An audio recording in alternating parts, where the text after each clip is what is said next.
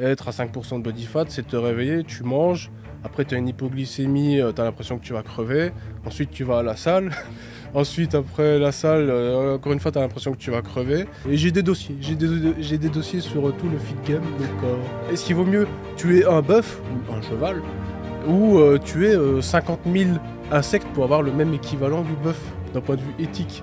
Moi j'avais clashé direct le Nutri-Score dès que c'était sorti. J'ai vu des plats préparés Nutri-Score. Ah, j'étais là.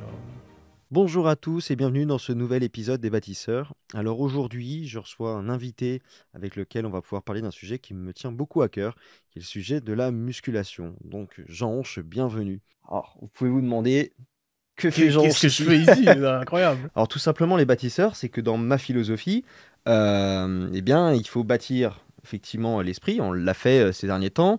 On peut même parler de bâtir un collectif, une nation, ce que vous voulez. Mais il y a le muscle aussi, le corps. Et donc, Jean est là pour ça aujourd'hui. Bah oui, Il ça va va être nous, sympa. il va nous aider à bâtir nos Pour bien corps. faire, il faut les deux. C'est le, Voilà, le donc top, c'est d'avoir les deux. on va travailler là-dessus. C'est-à-dire que l'objectif, en fait, au cours de cet entretien, c'est qu'on fasse un petit peu une réflexion là-dessus, entre le lien entre le corps, l'esprit. On va essayer aussi de voir, on va avoir une petite session débunkage aussi, je pense que Jean va s'en donner à cœur joie, c'est sa Oh, spécialité. ça va glisser. Ouais. Tu tiens pas trop à ta chaîne là, de m'inviter. Donc voilà, le but c'est que comme d'habitude, vous finissiez cette vidéo en vous disant que voilà, vous avez passé, je pense qu'on va être à peu près dans la moyenne vers 2 heures, on verra, que vous ayez passé un moment où vous avez appris plein de trucs et ça a été intéressant. Voilà. Alors par contre, avant de rentrer dans le vif du sujet, je vous le rappelle, pensez bien à vous abonner, à liker la vidéo, si vous êtes en version podcast, à mettre les étoiles, et pareil, à suivre le podcast, puisque c'est important, sinon vous n'allez tout simplement pas être au courant des prochaines vidéos. Et comme à chaque fois que j'aborde un nouveau sujet, sachez que ce n'est pas le seul invité qu'il y aura dans ce domaine. Donc, voilà, donc il y en aura d'autres.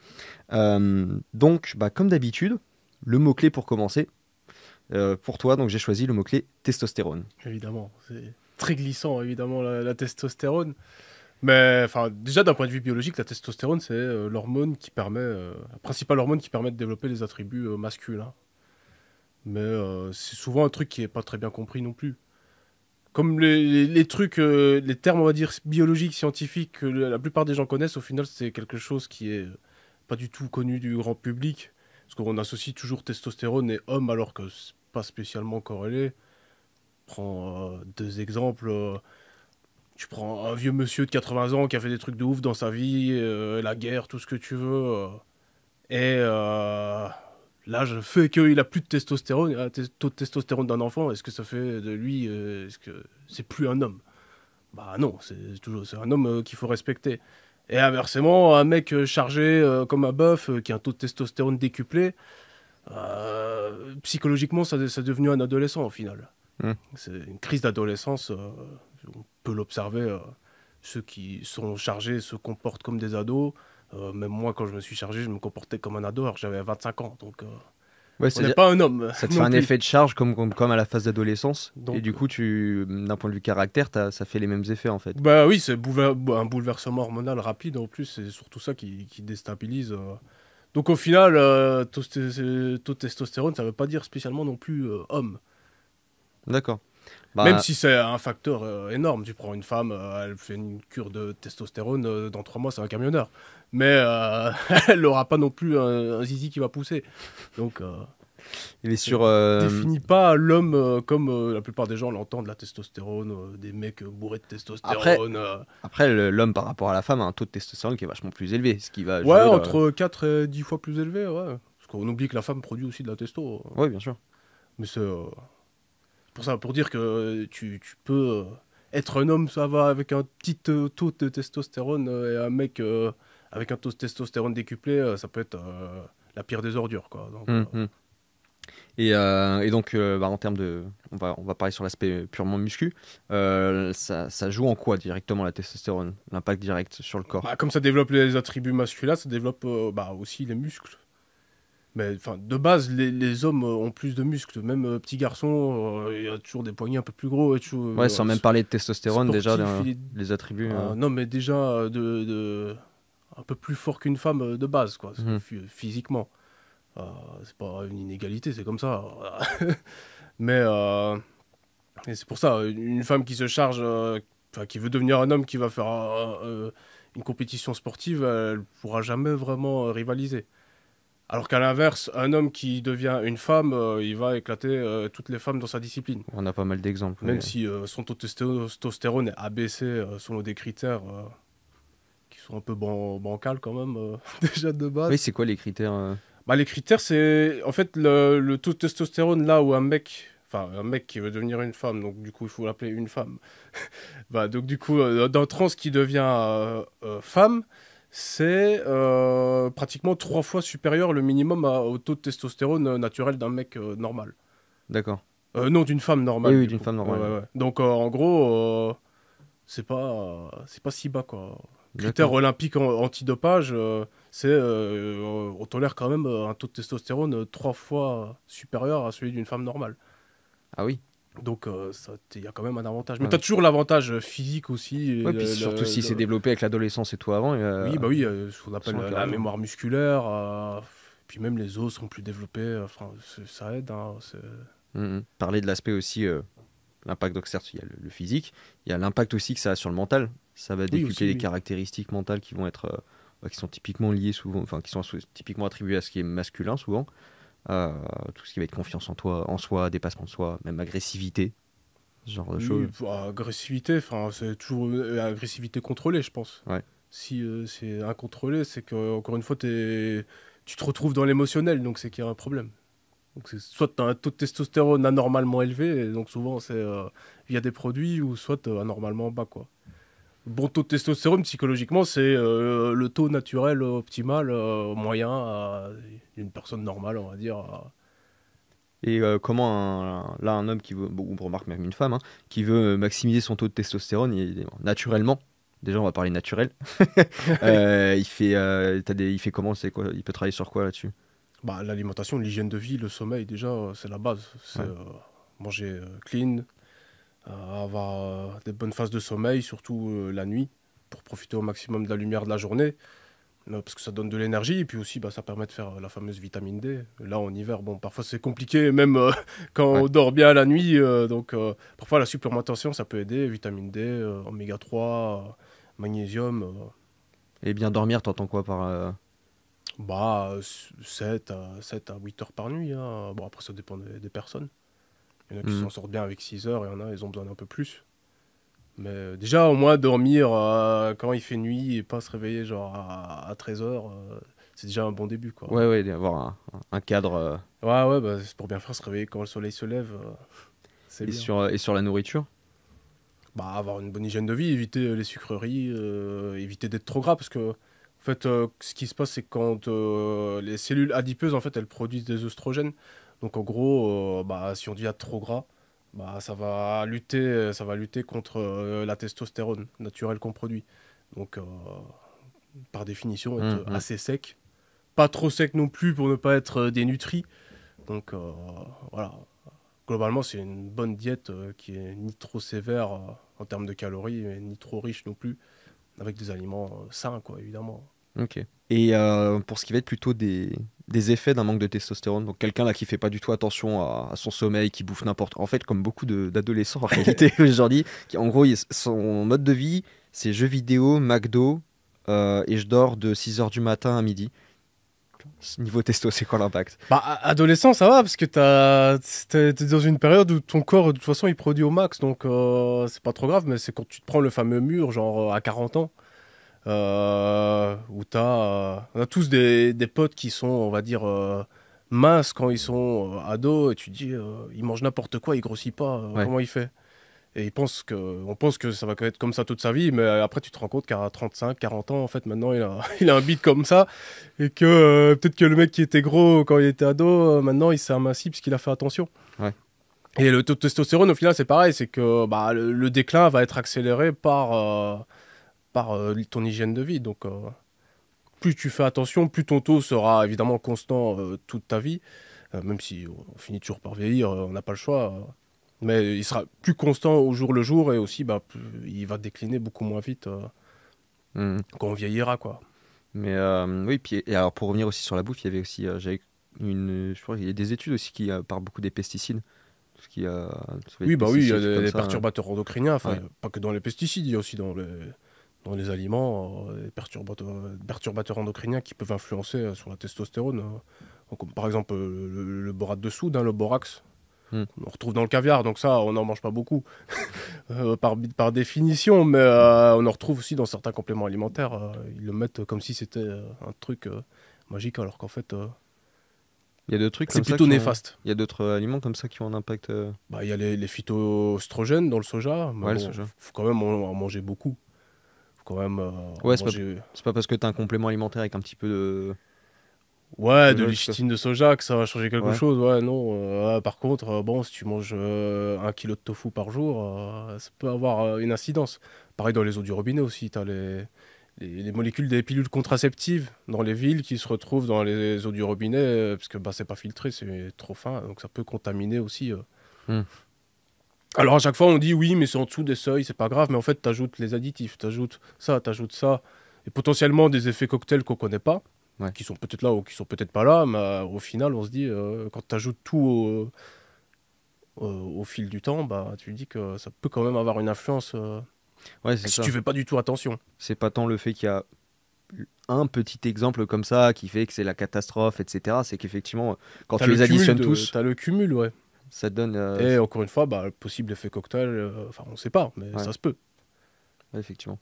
Il n'y a pas il y a pas d'études de grande ampleur encore qui Bah, permettent. non, c'est trop compliqué, puis je ouais. pense que ça n'arrange pas du tout, ça n'arrange pas du tout les industriels Ouais. de savoir ça, hein. Donc qui va financer ça C'est clair qu'il y a une. En tout cas, j'avais eu des stats. Je pense qu'il y a à peu près tout le monde qui est d'accord pour dire qu'il y a une baisse moyenne de testostérone chez les hommes. Bah, Beaucoup d'études en tout cas qui montent dans ce sens. bah, si on regarde, oui, par rapport à l'homme, on va dire préhistorique ou de l'Antiquité, ils arrivent à voir par rapport au développement de l'os frontal, ils arrivent à déterminer Ok. que le taux de testostérone a vraiment diminué. Maintenant, sur ces 100 dernières années, c'est difficile de dire parce que le taux de testostérone, il varie de jour en jour. Parfois, bah, les mesures dans les études, elles sont pas faites au même moment. Donc, c'est très difficile de dire si, par exemple, dans ces 100 dernières années, le taux, il a réellement diminué, on va dire, génétiquement. D'accord. Je pense que quelqu'un qui a une bonne hygiène de vie maintenant a le même taux de testostérone qu'un papy qui a fait la guerre à son époque. Mais peut-être que nous, on doit faire peut-être un peu plus gaffe à cause de ces potentiels effets cocktails, etc. dont tu parlais Oui, tout à bah l'heure, quoi. c'est sûr que le mec qui se fait livrer des Deliveroo tous les jours, qui prend son Vélib pour aller à Starbucks, lui, c'est sûr que lui, ça va être galère pour son taux de testostérone. Effectivement. Si tu fais que ça, si tu fais pas de sport, voilà. Et j'en profite sur la notion sur la testostérone. En fait, en plus de ça, alors il y a l'aspect physique, mais ça a totalement un impact, vraiment, je le répète, sur le mental, quoi. Ah Donc, oui, oui. à partir du moment où vous avez un taux de testostérone qui va être plus élevé, si vous essayez de faire des choses dans la vie, vous bougez le cul, entreprendre, etc., ça va avoir un impact aussi lié à ça, quoi. Donc, Oui, oui, bah encore une fois, tant que tu restes naturel, parce qu'encore une fois, Ouais. comme je l'ai dit au début, les mecs qui sont chargés, ils se comportent comme des ados. Il y a des mecs dans le fitness, ils ont 40 ans, ils ont encore rien construit, quoi. Ouais, c'est pas parce que tu te charges que tu vas devenir le Non, prochain non, Bill non. Gates ou. Ah bah non, Ça- non, pas du tout. Comme je le dis, tu vas avoir une crise d'adolescence, tu vas rien construire au final, que ce soit sur le plan des relations humaines ou dans le business ou quoi, parce que J'en parlais avec un autre influenceur, on avait bien rigolé là-dessus, je vais pas dire son nom, mais on disait que c'était des cas cliniques. Genre des mecs qui ont 40 ans, ils sont tellement chargés que t'as l'impression qu'il y en a 15 dans sa tête. Hmm. Et lui, son avenir, c'est d'être plus musclé, plus sec, alors que, je sais pas, nous, notre avenir, c'est quand même d'être, je sais pas, avoir un business qui marche, une sécurité, léguer quelque chose à nos enfants, un truc, et Ouais, pas ouais. être plus musclé dans 2 mois. Ouais, je vois. Ok. Bah, je pense que là, on a un bon début. Je vous envoie le générique tout de suite. Puis bon, on va reprendre là juste après.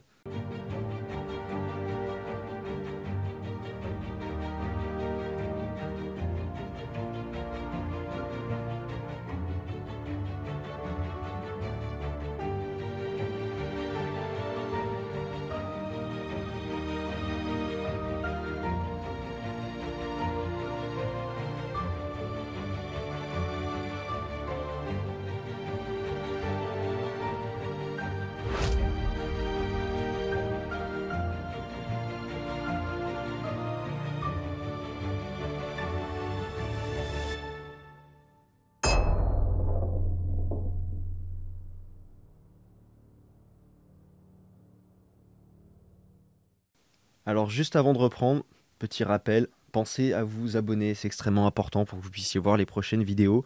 Et puis, même aller regarder aussi, une fois que vous aurez fini cet entretien, les autres entretiens, parce qu'il y en a d'autres qui seront tous aussi intéressants.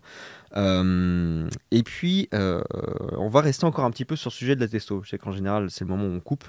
Mais là, en fait, c'est assez intéressant ce sujet parce qu'on peut vraiment le développer dans tous les Ah sens. bah oui, Il oui. y a plein de questions autour de ça. C'est un point d'entrée qui est intéressant pour développer beaucoup de sujets. Euh, Là, tout à l'heure, tu parlais de la question du dopage. Toi, dans ton cas personnel, c'est quoi que tu as fait comme cure? Ça a duré combien de temps? Alors, attends, je mets le petit warning, le petit disclaimer avant. Le but, c'est pas d'appeler Non, à la prise de produits comme ça. C'est juste essayer de comprendre un petit peu les effets, surtout qu'en plus, maintenant, on en parle un peu plus sur YouTube, etc. Donc, voilà, c'est plus de la sensibilisation. oui, voilà. C'est plus dans une optique de sensibilisation, bah, parce que moi-même j'ai décidé d'arrêter, parce que bah, je voyais des problèmes qui étaient mineurs quand même. J'ai pas eu de gros problèmes de santé arriver, mais surtout des problèmes dans ma vie perso, dans la manière dont j'allais voir l'avenir. Donc ouais, bah, j'ai commencé à me charger pour une compétition, pour une première compétition, IFBB, championnat IFBB Belgique en 2015. Hmm. Donc c'était une cure qui a duré 15 semaines avec de la testostérone. Et donc, à côté, on utilise des dérivés de la testostérone qui sont un peu plus puissants, qui du coup se pètent encore plus le côté psychologique. Ouais. Ensuite, j'ai fait une deuxième pour Colmar 2016. Et ensuite, il me restait des trucs dans le tiroir de ces deux préparations et j'ai envoyé ça en début 2017. Et puis après, j'ai décidé d'arrêter totalement et de plus reprendre. Après, je peux pas dire que j'ai fait ça que pour les compétitions. Il y avait aussi un aspect de curiosité. J'avais envie d'essayer d'être plus musclé, honnêtement. Parce qu'il y en a beaucoup qui aiment bien se cacher en disant oui, mais tu sais, j'étais obligé pour les compétitions. Comme si quand tu t'inscrivais à la compète, tu avais un contrat qui disait, tu as une clause, oui, il faut prendre de la testostérone. Alors que non, en fait, tu le fais parce qu'au fond, tu as quand même envie d'être un peu plus musclé, quoi. Hmm. Et donc, bah, le problème, c'est qu'à ma deuxième cure, déjà, j'ai eu de l'acné. J'ai déjà eu des problèmes quand j'étais ado d'acné, j'avais beaucoup d'acné, même encore maintenant, de temps en temps, j'ai un star alors que j'ai 30 ans. Mais donc du coup, là, j'avais eu vraiment une grosse acné sévère sur les épaules, les trapèzes et tout. Et je m'étais dit, c'est bête, je me bute à la salle pour avoir un beau physique et les gâcher par des pustules rouges Ouais. dégueulasses. Donc t'as beau faire ce que tu veux, ça part pas, hein. Quand c'est comme ça, Hmm. T'as eu d'autres effets il n'y a rien à faire. Bah, plus psychologique, c'est-à-dire que je développais rien, j'étais là dans mon monde à vouloir être plus musclé, et puis ça s'arrêtait là, quoi. Hmm. Et donc, bah, si tu continues comme ça, au final, tu vas droit dans le mur. Parce que YouTube, c'est bien beau, mais bon, tu vas pas vivre que avec ce que YouTube apporte. Le coaching, c'est bien, mais encore une fois, bon, c'est pas.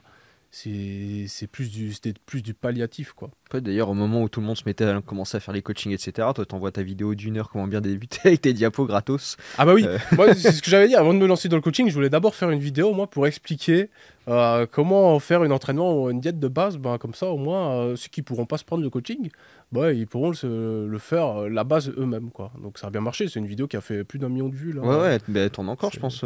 Ça doit te faire encore un début, Ah ça. bah oui oui. Bon maintenant elle est un peu vieillotte, faudrait que je refasse une nouvelle avec les connaissances que j'ai maintenant, bien que celle-là est toujours tout à fait juste Hmm. globalement, mais ouais, c'est une vidéo qui est cool, Bon, en quoi. tout cas, Je s'il y en a regrette pas. qui veulent s'y mettre à muscu, qui l'ont pas vu, franchement, je la conseille. Elle est Débuter en vraiment. muscu. Beaucoup de glissades incontrôlées de l'époque, mais ça, elle a résisté au travers de l'algorithme. Et pour ce qui est de la question donc, du dopage, là, tu vois, toi, t'en parles un peu sans problème, là, etc. Mais en ce moment, il y a pas mal Il y a de. bientôt prescription, là. Non, mais en ce moment, il y a pas mal de scandales qui sortent. Enfin, même, il y a la chaîne de The Rob, il en parle encore et Oui, encore. oui. Même aux États-Unis, ils s'en parlent de plus en plus.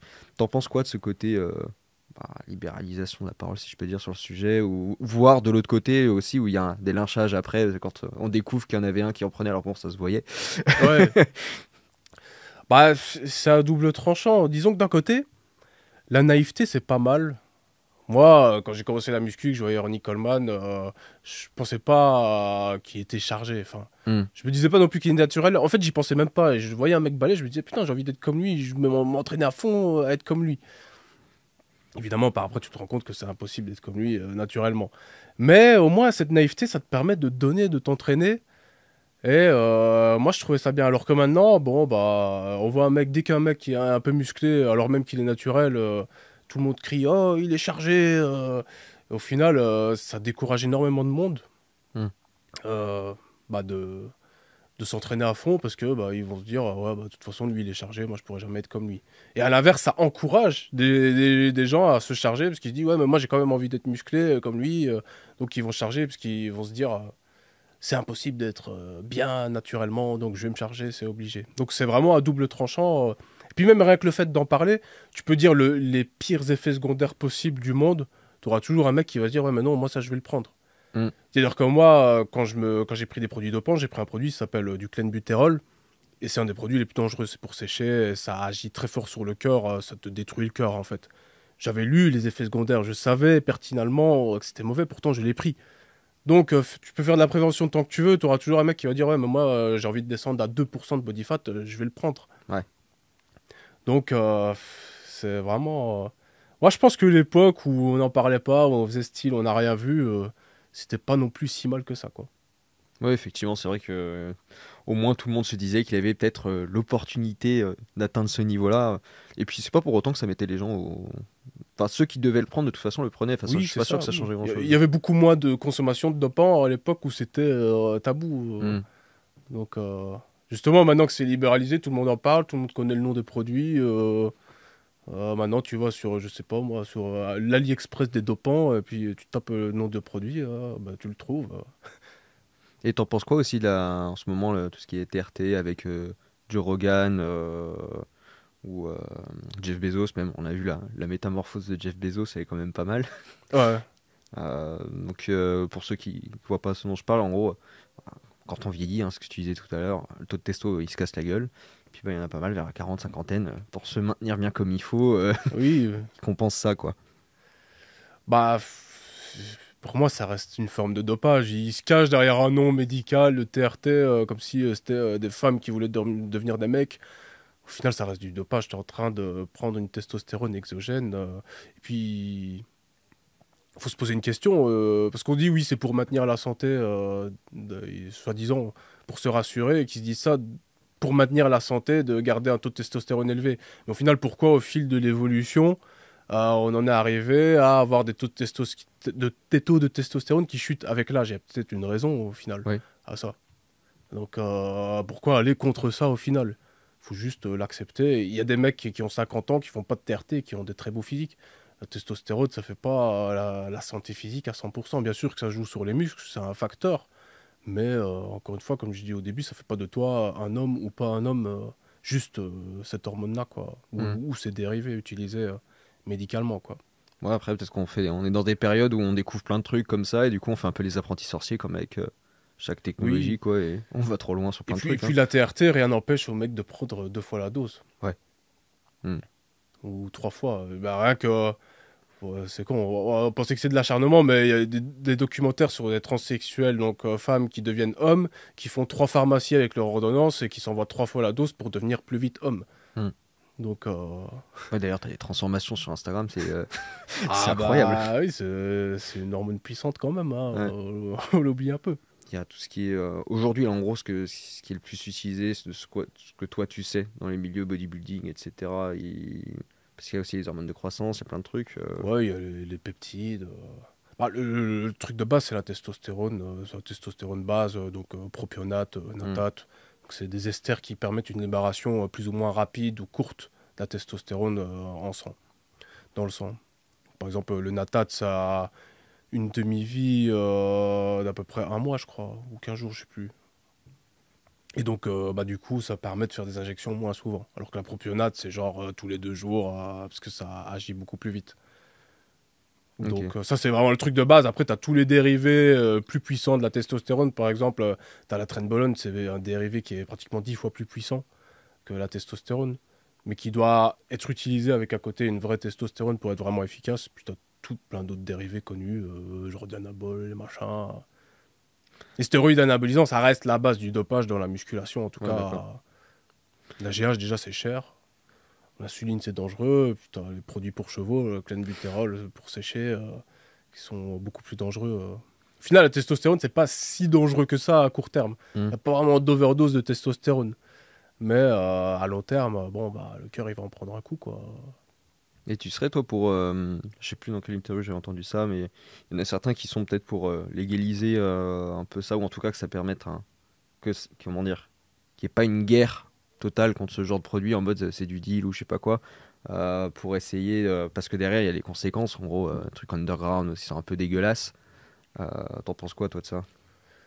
Bah, c'est déjà plus ou moins légalisé, hein. Il y a des gens qui peuvent se procurer de la testostérone pour changer de sexe et rembourser par la Sécu. Ouais, là-dessus, oui. Mais pour le mec Ah non, là, le mec, qui, non. Le qui veut mec, non, prendre le non, le raccourci mec n'a pas le droit. Le mec, il doit manger des steaks de soja. Et puis voilà. Et des insectes. des insectes, ouais. Non, mais non, il faut pas légaliser, parce que ça, c'est la porte ouverte après à des trucs plus hardcore. Le mec, il va se dire, oh, bah, c'est pas assez la testostérone, moi, je vais prendre un truc encore plus fort. Puis même, on n'aura pas à charger au final, quoi. Hmm. Enfin, on fait ce qu'on veut, moi, je juge pas, mais Non, mais ça c'est par sert à exemple, rien, non, en mais que fait. par exemple sur certains sportifs ou je sais pas, qu'il y ait certains médecins qui puissent avoir des prescriptions, des trucs comme ça. Je sais pas, on peut imaginer peut-être des systèmes de contrôle en tout cas. Moi, non, franchement, je vois pas trop l'utilité. Sauf si c'est vraiment quelqu'un qui a une maladie, qui a un taux de testostérone en dessous de la norme. Là, oui, c'est normal. Hmm. Mais sinon, je veux dire, pourquoi Ou alors tu le payes avec ton propre argent, quoi. Et c'est pas donné. Ça, Donc ça va en dissuader pas mal.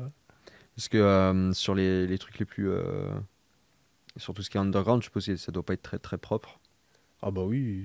Bah ça dépend. En Europe, on est encore bien lotis. Des pays en Europe où c'est facile de se procurer les produits dans les pays de l'Est. Parfois, il suffit d'aller en pharmacie et de demander. Hmm. Donc, il y a pas mal de produits qui Ouais, viennent donc aussi ça des passe. pays de l'Est. Mais oui, parfois, il y a des trucs, ça vient de Thaïlande et tout. Il vaut mieux le faire soi-même dans sa cave, à la limite. Ah ouais. Parce que par exemple, en gros, ils le font comment?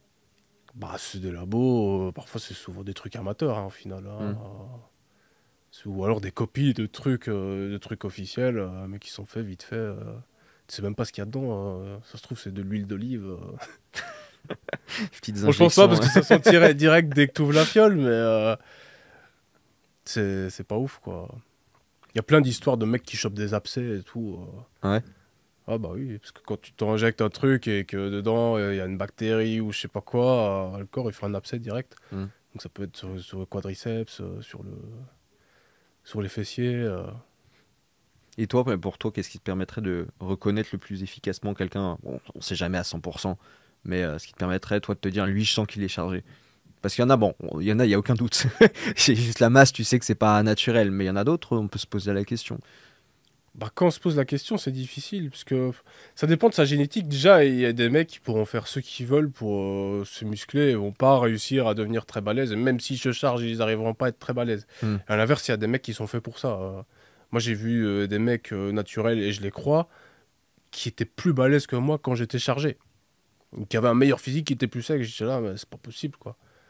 Mais en fait, avec le recul, tu te dis, ah bah ouais, en fait, le mec, il est vraiment fait pour ça, parce que quand il a commencé à se charger, là, tu vois, le mec, Ouais.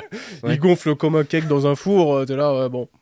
En fait, ouais, il était sûrement naturel avant, parce que vu comment il réagit, donc c'est difficile à dire, mais il y a toujours un aspect un peu très rond des épaules, vraiment les groupes musculaires qui se démarquent fort. Hmm.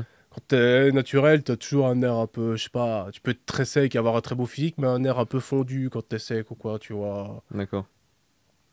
C'est vraiment à ça qu'on peut remarquer, mais encore une fois, c'est vraiment de la supposition. Naturel, ouais, il y a toujours un aspect plus plat en fait. Donc si un mec, tous les faisceaux musculaires de tout son corps ressortent quand il est sec, ouais, c'est que il est sûrement dedans. Maintenant, un mec où il peut avoir des parties de son corps qui sont très dessinées, mais à l'inverse des parties qui sont un peu plus soft, un peu plus voilées, là, tu peux Tu peux te avoir un dire doute. qu'il est naturel, quoi. Ok. Si t'es parfaite partout, ouais, il y a un truc. Il y a un truc. Ouais, je vois quand le gars, ça commence à être une carte. Ouais, ouais. Souvent, un mec naturel, il va avoir des beaux points forts, il pourra faire des photos où il peut paraître énorme, parce que par exemple, il a des gros bras, mais à côté, il va avoir un point faible, je sais pas, au pec, au dos, il pourra pas être parfait partout, quoi. Ouais, je vois. Bon, je pense qu'on a bien tourné sur le sujet. On va en profiter tant qu'on parle aussi du rapport là-dessus avec les influenceurs, etc. T'en penses quoi un peu là du feed game français, on va dire, en ce moment? T'as un avis là-dessus? Bah là, Je sais pas, il y a eu le Covid, le fameux rhume, ça a mis un petit coup d'arrêt quand même, parce que les salles ont fermé, et y a plein de gens qui ont arrêté la muscu. Il y a des gens parfois qui me contactent, qui reprennent seulement maintenant, Ouais. parce que Bah, bah, c'est parfois dur une c'est fois que tu as cassé ton rythme. oui, oui, c'est difficile. Donc ça reprend, là, il y a plein de jeunes qui arrivent, et je trouve ça sympa. Par exemple, le Corona Gym, moi, il y en a plein qui disent que c'est des kékés, mais moi je me vois quand j'étais avec mes potes à la salle et qu'on foutait la merde et qu'on shotait dans les feedballs, qu'on s'en foutait. Moi je me vois comme ça, comme moi avec mes potes, donc je me retrouve un peu là-dedans, et je trouve que c'est cool de voir Mm. des jeunes qui débarquent, et qui apportent un souffle assez nouveau. Ça fait un peu vieux de dire ça. Surtout que moi, si je me retrouve avec eux, je vais foutre la merde aussi. Mais ouais, je trouve ça sympa. Je trouve qu'il y a un petit début de renouveau, on va dire, dans le fitness. Après bah, ce coup d'arrêt qu'on a eu là ces dernières années, quoi. Enfin, surtout que le sketch, c'est quand même se dire que on a fermé les salles au nom de la santé quand même. Ah oui, Enfin, oui. Mais tu pouvais aller gratter des tickets au PMU ou t'acheter des clopes. Là c'est open. Il n'y a pas de souci, quoi. Donc, on attend encore les masques sportifs. Tu sais, ils nous parlaient des masques. On ah, va mais, là. sortir des masques chez Decathlon pour aller vous entraîner. Il n'y a jamais eu. Mais d'ailleurs, le masque, là, quand tu fais les séances, que ça a un impact ou Bah, je sais pas. t'as pas vu dessus? C'est toujours gênant, de toute façon, Ouais, dans tous les cas. en plus, moi, tu vois, avec la barbe transpirée, avec le masque, c'est Bah l'horreur. oui.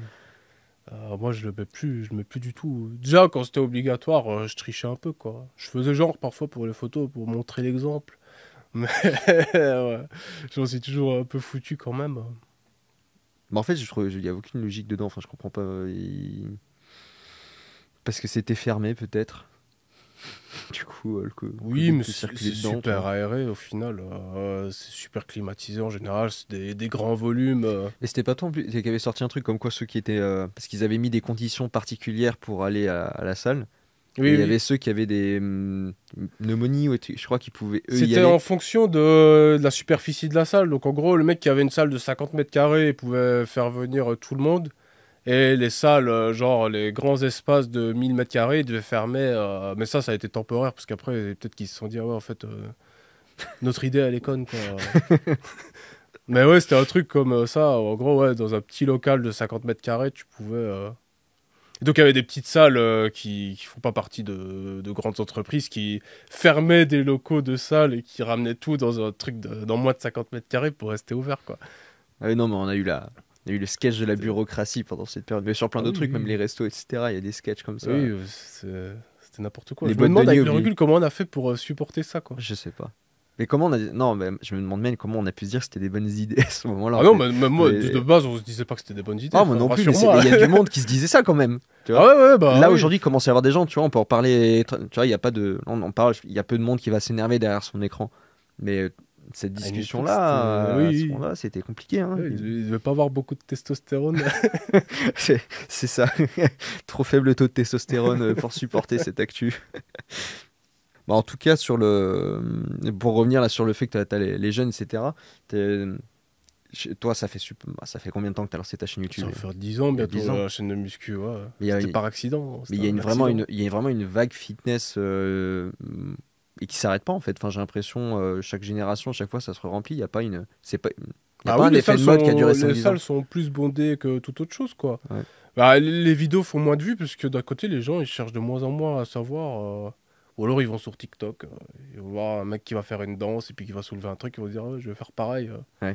Ce serait quand même bien d'aller voir des vidéos pour connaître au moins la base de l'entraînement et de la nutrition, quoi. Mhm. Parce que sinon, tu progresses quand même pas beaucoup. Bah après, ils ont peut-être aussi, il y en a beaucoup aussi une logique d'avoir, ils veulent du tout faire en mode, je prends ma formation, en plus à tous les coups ils vont prendre un truc de merde, mais Oui, bah oui. c'est pour Prendre ça qu'il faut regarder sa vidéo comment bien débuter. Oui, comment bien débuter.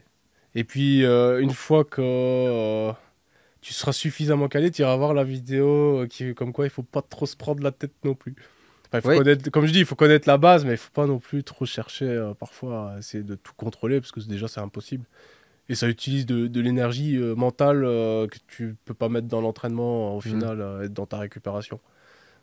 Mais en Donc, fait, il y a il beaucoup de faut conseils qui sur le fond sont justes, mais peut-être pas adaptés à des débutants en fait. pas adapter à des débutants ou même à monsieur et madame tout le monde, quoi. Peut-être qu'un mec qui dédie sa vie à ça, un athlète vraiment à 100% dédié là-dessus, oui. Optimiser tout, ça peut être bien, mais pour n'importe qui. Hmm. Et le fait d'avoir son petit calepin en notant tout, ça tu le Ouais, recommandes ou pas ça? ça je l'ai fait à un moment, mais au final, je me rends compte que ça sert pas à grand-chose, quoi. Ouais. Bah, déjà, il y a un problème si t'arrives pas à te souvenir plus ou moins de ce que t'as fait au cours des derniers temps. Surtout tes meilleures performances, il y a quand même, c'est quand même quelque chose qu'on devrait au moins connaître, retenir en tout cas. Mais ouais, je l'ai fait à une époque, mais maintenant je le fais plus. Je fais plus en fonction de ma forme physique du jour. Si je sens que je peux en faire plus, je peux en faire plus. Si je sens que je peux en faire moins, bah, j'en fais Ouais, moins. Et sur le puis, ressenti, quoi.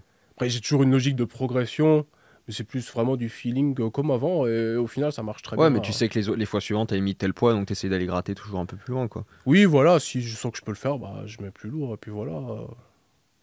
Puis là, j'ai récupéré un bon équilibre comme ça. Mais ouais, non, je note plus vraiment trop Hmm. mes performances.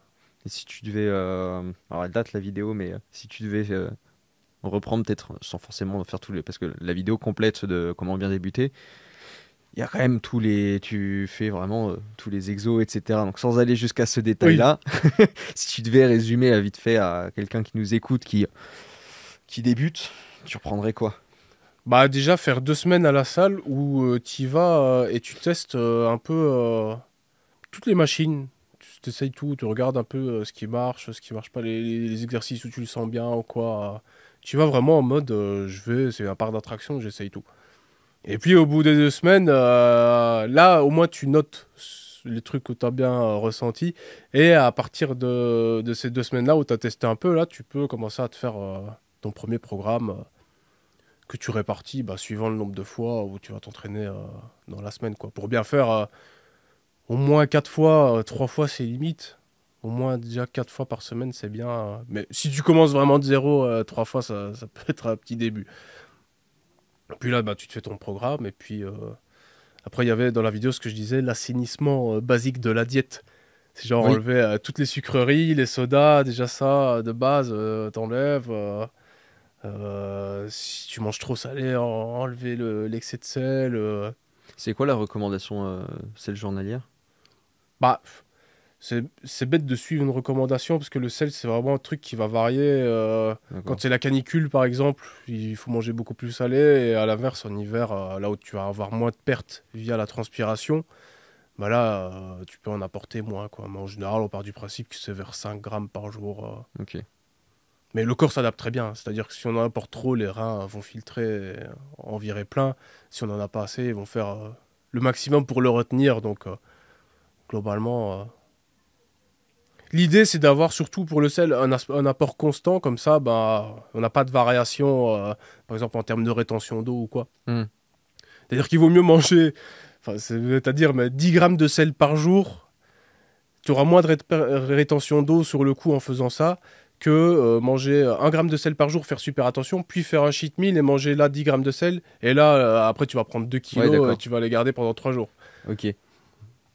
Donc voilà, en gros, il vaut mieux un apport constant et puis ben, je dirais normal, quoi. Hmm. Ou 5 grammes par jour, c'est pas mal. Pour ce qui est du cheat meal, du coup, j'en profite. Tu m'as tendu la perche. Ouais. Du coup, t'en penses quoi là-dessus? Parce Bah, que. moi, je suis pas contre. Il y a beaucoup qui sont là, oui, cheat meal, c'est horrible. Si on mange 3 fois par semaine, on a donc 21 repas. Si sur les 21, bah, il y en a 20 qui sont clean et un qui est moins clean, bon, c'est pas une catastrophe, quoi. Hmm. Bon, évidemment, il faut pas aller au wok et manger tout l'étalage de nourriture, c'est pas ça non plus. Mais bon, on peut se faire plaisir un peu, c'est pas un souci. Mais moi, ce que je conseille toujours, c'est de le faire à un jour et une heure fixe. Comme ça, tu sais quel jour c'est et t'es pas tenté de dire ouais bon là, je vais le faire un jour avant et puis après bah, ça devient à nouveau tous les jours quoi. Ouais, Donc ouais, c'est si ça. c'est un jour fixe, moi je recommande toujours le samedi soir parce que c'est là où t'es le plus susceptible d'aller faire un resto avec tes potes ou quoi ou faire une soirée donc samedi soir je trouve c'est pas mal. Ouais, ça me Mais dit on n'est soir, pas obligé de le effectivement. faire hein. Mais moi perso je le fais. Hmm. Sauf quand je suis proche d'une compétition, quand j'ai fait mes dernières compétitions, j'avais un body fat très bas, donc là, je pouvais plus le faire. Si je faisais un cheat meal, je prenais 2% de taux de gras dans la, dans la gueule. Donc, Là, je le faisais plus pendant un mois avant la compétition, mais sinon, à part ça, en temps normal, j'en fais un par semaine. Moi, j'aime bien cuisiner en plus, que tartiflette, lasagne, Bah ouais, mais c'est pizza. ça la difficulté aussi, c'est quand t'as. En plus, on est dans un pays. Tu vois, je sais pas, en vivant en Angleterre, tu vois, ils ont un avantage là-dessus, tu vois, les Anglais, c'est que la bonne bouffe, ils connaissent pas. Donc, à la limite, si eux, ils se disent, tu vois, ils doivent juste se nourrir, ça, ils savent faire, c'est ce qu'ils font déjà. Nous, c'est difficile, là. Moi, tu vois, à Rome, c'est vrai que la tentation, elle est. Et puis, va dire à un Italien que tu manges des pâtes complètes, Ouais. il te regarde mal, hein. Ouais, et avec la cuillère aussi, carrément. Voilà. C'est ça, ouais. Et avec les couteaux pour les spaghettis. Oui, bah oui. Ouais. Il y avait des ananas sur les pizzas aussi. Ah putain. Et d'ailleurs, Pizza hawaïenne, j'en quel peux- j'en- sacrilège. j'en profite pour pousser ma gueulante en France. J'en peux plus de tous ces trucs de marqués italien partout. Putain, je pense qu'on a bien les trois quarts des restaurants italiens en France. Il y a, je sais pas, c'est le gars, il a eu son grand-oncle de je sais pas où il a appris que son cousin de grand-oncle de je sais pas qui était Ah italien. ouais. Il se dit, j'ai du sang italien, allez, c'est parti. Il te faut les trucs après, affreux, affreux. Ouais, mais même ici, à Paris, il y a plein de trucs genre pizza, tacos, kebab, burger. Comment en fait, tu fais quoi il fait tout en même temps, le mec. Mais la meilleure pizza que j'ai mangée du monde, c'était à Rome, hein. On n'a pas été dans le centre pour les pièges à touristes, pour éviter les pièges à touristes. On s'est dit, on va aller côté en banlieue, on va dire, et puis ben, on va aller dans un truc comme ça, Mhm. régional, manger des pizzas de ouf, quoi. On y est retourné 2 fois d'affilée, quoi, tellement c'était bon. Ouais, bah, si t'as l'occasion, la ville de la pizza, c'est Naples. Ah ouais? Naples, ils font. Bah, en fait, Rome, ils font des très bonnes pizzas, elles sont différentes. Enfin, ils ont des façons de faire tous très différentes. Voilà, si vous voulez vous manger une bonne Oui. pizza, c'est à Naples. Les meilleurs sont là-bas. Euh, On était parti à la base sur l'hygiène de vie, la testostérone, là, on parle de Bah pizza. voilà, vous faites votre cheat meal, vous prenez l'avion le samedi après-midi, Ah bah vous allez à oui, Naples c'est très écolo, ça. et vous faites le retour après. Bon, on va revenir sur les sujets un peu plus sérieux. Euh, je voudrais parler un petit peu de plutôt ton parcours directement. Ouais. Euh, déjà, peut-être un petit peu ton enfance, sans forcément aller dans le détail, mais je sais pas, les études que tu as fait, peut-être les passions que tu avais quand tu étais gosse, ce genre de trucs. Et puis après, qu'est-ce qui s'est passé là pour que tu arrives à la muscu, hein. Bah, quand j'étais petit, j'ai eu une enfance tout à fait normale. J'étais passionné d'archéologie, de dinosaures, je pense comme tous les garçons. Voilà, les filles, les poupées, et les mecs, les dinosaures. Et bon, après, ça m'a passé, évidemment. Et bah, après, j'étais pas spécialement passionné de quelque chose. J'ai fait des études, ce qui m'arrangeait, l'école la plus proche, truc pour glander un peu. Parce que j'ai toujours été un gros glandeur durant mes études. Donc après, j'ai fait des études, j'ai commencé informatique, électronique informatique. Sauf que j'adore l'informatique. Moi, je code en autodidacte. Et j'adore ça, mais ce qu'on voyait en cours, c'était ultra barbant. Euh, les cours d'informatique, on voyait du visual C, c'était horrible. Ça me saoulait, je voyais pas l'utilité de programmer sur Excel. Et ouais, cours d'électronique, c'était intéressant, mais bon, en même temps, c'est un peu embêtant aussi, quoi.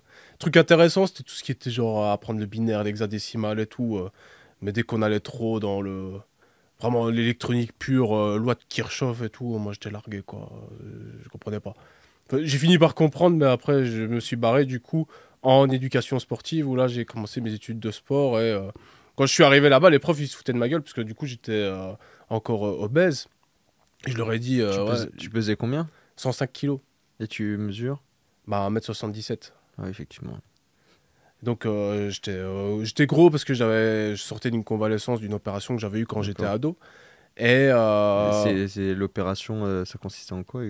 bah, en fait, j'ai eu une dysplasie fibreuse ici de D'accord. l'os frontal. Donc ils ont dû casser, ouvrir en deux avant déjà pour bien faire, casser l'os et puis mettre une prothèse. Donc il y a eu une première opération, on a eu une deuxième un an après, où ils ont ajusté un peu. Et puis bah je faisais beaucoup de vélo quand j'étais ado, Hmm. et donc du coup bah c'était risqué et pas trop que je fasse du vélo parce que en fait l'os se développe, mais il se développe de manière un peu anarchique. Donc en gros, bah, si tu te pètes la gueule, que tu te fais une fracture du crâne, ça peut être game over. Donc du coup, bah, plus de sport.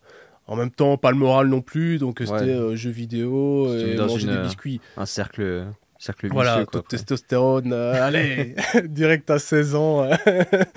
Mais donc voilà. Après, je me cherche pas d'excuses aussi. Enfin, j'aurais pu continuer de marcher, continuer de. Mais bon, c'est passé comme ça, c'était passé comme ça. C'était mon mindset à cette époque-là. Donc, et bon, après, bah, il y a eu le réveil après la convalescence. Et j'ai trouvé les profs de sport. Je leur ai dit, je vais aller en éducation sportive, vous allez voir. Et ils se foutaient de ma gueule, parce qu'évidemment, j'étais gros. En plus, j'avais bu un peu. Et bah ouais, mais au final, fin de la première année d'éducation sportive, j'avais un des meilleurs cardio et j'avais une des meilleures pertes de poids. J'avais perdu tout le poids, j'avais un des meilleurs cardio et je faisais de la muscu. Et T'as perdu en combien de temps, à peu près? bah, j'ai perdu 20 kilos en un an, à peu près. Parce qu'on faisait 8 heures de sport par jour et à côté, j'allais à la muscu. Ouais. Et, bon, la diète, c'était pas encore trop ça, mais il y avait des quantités qui étaient réduites au moins de base. Mhm. Donc, j'ai perdu. Ok. Et donc, au final, après, j'étais choqué. À la fin de l'année, j'étais là, alors. Et même maintenant, alors, c'est qui l'athlète? Non, mais je les aime bien. Ils m'ont apporté plein de trucs. Et même quand je les recroise parfois, quand je vais à la ville où j'habitais avant, c'est toujours un plaisir de les revoir. Ils m'ont appris beaucoup de choses. Ah oui, t'es resté en contact avec eux? Bah, pas spécialement, mais enfin, quand je les. Parfois, le destin, il est bizarre. On croise des gens comme ça Mhm. par hasard. Et donc, bah, du coup, c'est d'office les souvenirs qui reviennent. Une époque qui était cool. Moi, j'ai adoré quand j'étais à l'école. Qu'est-ce qu'on rigolait. On était des cassos un peu. On foutait la Ouais. merde tout le temps. On était vraiment On une a classe tous eu cette phase. on était une classe de cas sociaux. Enfin, on manquait pas de respect aux profs. Enfin, on leur manquait de respect parce qu'on foutait un peu la merde, mais jamais on les aurait menacés ou tapés comme là, il y a des jeunes qui font maintenant. Jamais, jamais de la vie. Mais on était là pour rigoler. Et ouais, c'était incroyable. Hein. Mm. Une époque incroyable. Même dans un film, on nous croirait pas. Toutes les conneries qu'on a fait. T'as une anecdote là qui te vient en tête? Oh, je sais pas. On a fait tellement. On s'amusait à lancer. Bah, c'était un plafond comme ici, tu vois. Et on s'amusait à lancer des compas et des équerres et tout. Et si t'avais le Ah, et plafond, ça s'accrochait dedans. c'était planté dedans. Pour finir, t'avais le plafond qui était planté de trucs. Quand il neigeait, on venait exprès avec des sacs à dos vides. On prenait rien, on prenait pas nos cours ni rien. On remplissait nos sacs à dos de neige dans la cour et on se les balançait dans la classe après Enfoiré. en plein cours. Sauf que, bon, on avait 18, 20 ans et on triplait notre année à l'école, tellement on foutait la merde, quoi. Hmm. Mais bon, c'était une époque exceptionnelle. Et à quel moment tu mets pour la première fois les pieds à la salle? Bah, du coup, j'avais déjà des potes qui faisaient de la muscu depuis quelques mois, enfin, même des amis, que je vois encore de temps en temps. Et bah, au début, j'étais en mode, ouais, la muscu, c'est pour les tapettes, c'est pas un vrai sport. C'est de la gonflette. Ouais, et puis tu vois que le mec, en fait, il commence à avoir les bras un peu gonflés et tout. Tu dis, ah, en fait, c'est bien, hein, c'est pas mal. Hein, Donc, je lui ai demandé, on arrivait aux vacances scolaires, donc il y avait 3 mois. Et là, je commençais à m'embêter, quoi. Les jeux vidéo, c'est marrant, 2 minutes, et puis c'est bon, quoi. J'ai suffisamment séché les cours pour jouer. Là, cet été, en finale, j'en ai marre, j'ai envie de faire autre chose. Donc, j'ai décidé d'aller à la salle de sport, donc avec mon ami. Il m'a tout montré, parce que lui, ça faisait déjà 6 mois qu'il en faisait. Donc, et à la salle, c'était bien, il y avait des petits programmes et tout, qui avaient une certaine logique et tout. Donc, j'ai très vite été dedans et j'ai très vite eu cette idée je veux être le plus balèze de la salle, je veux être le plus fort.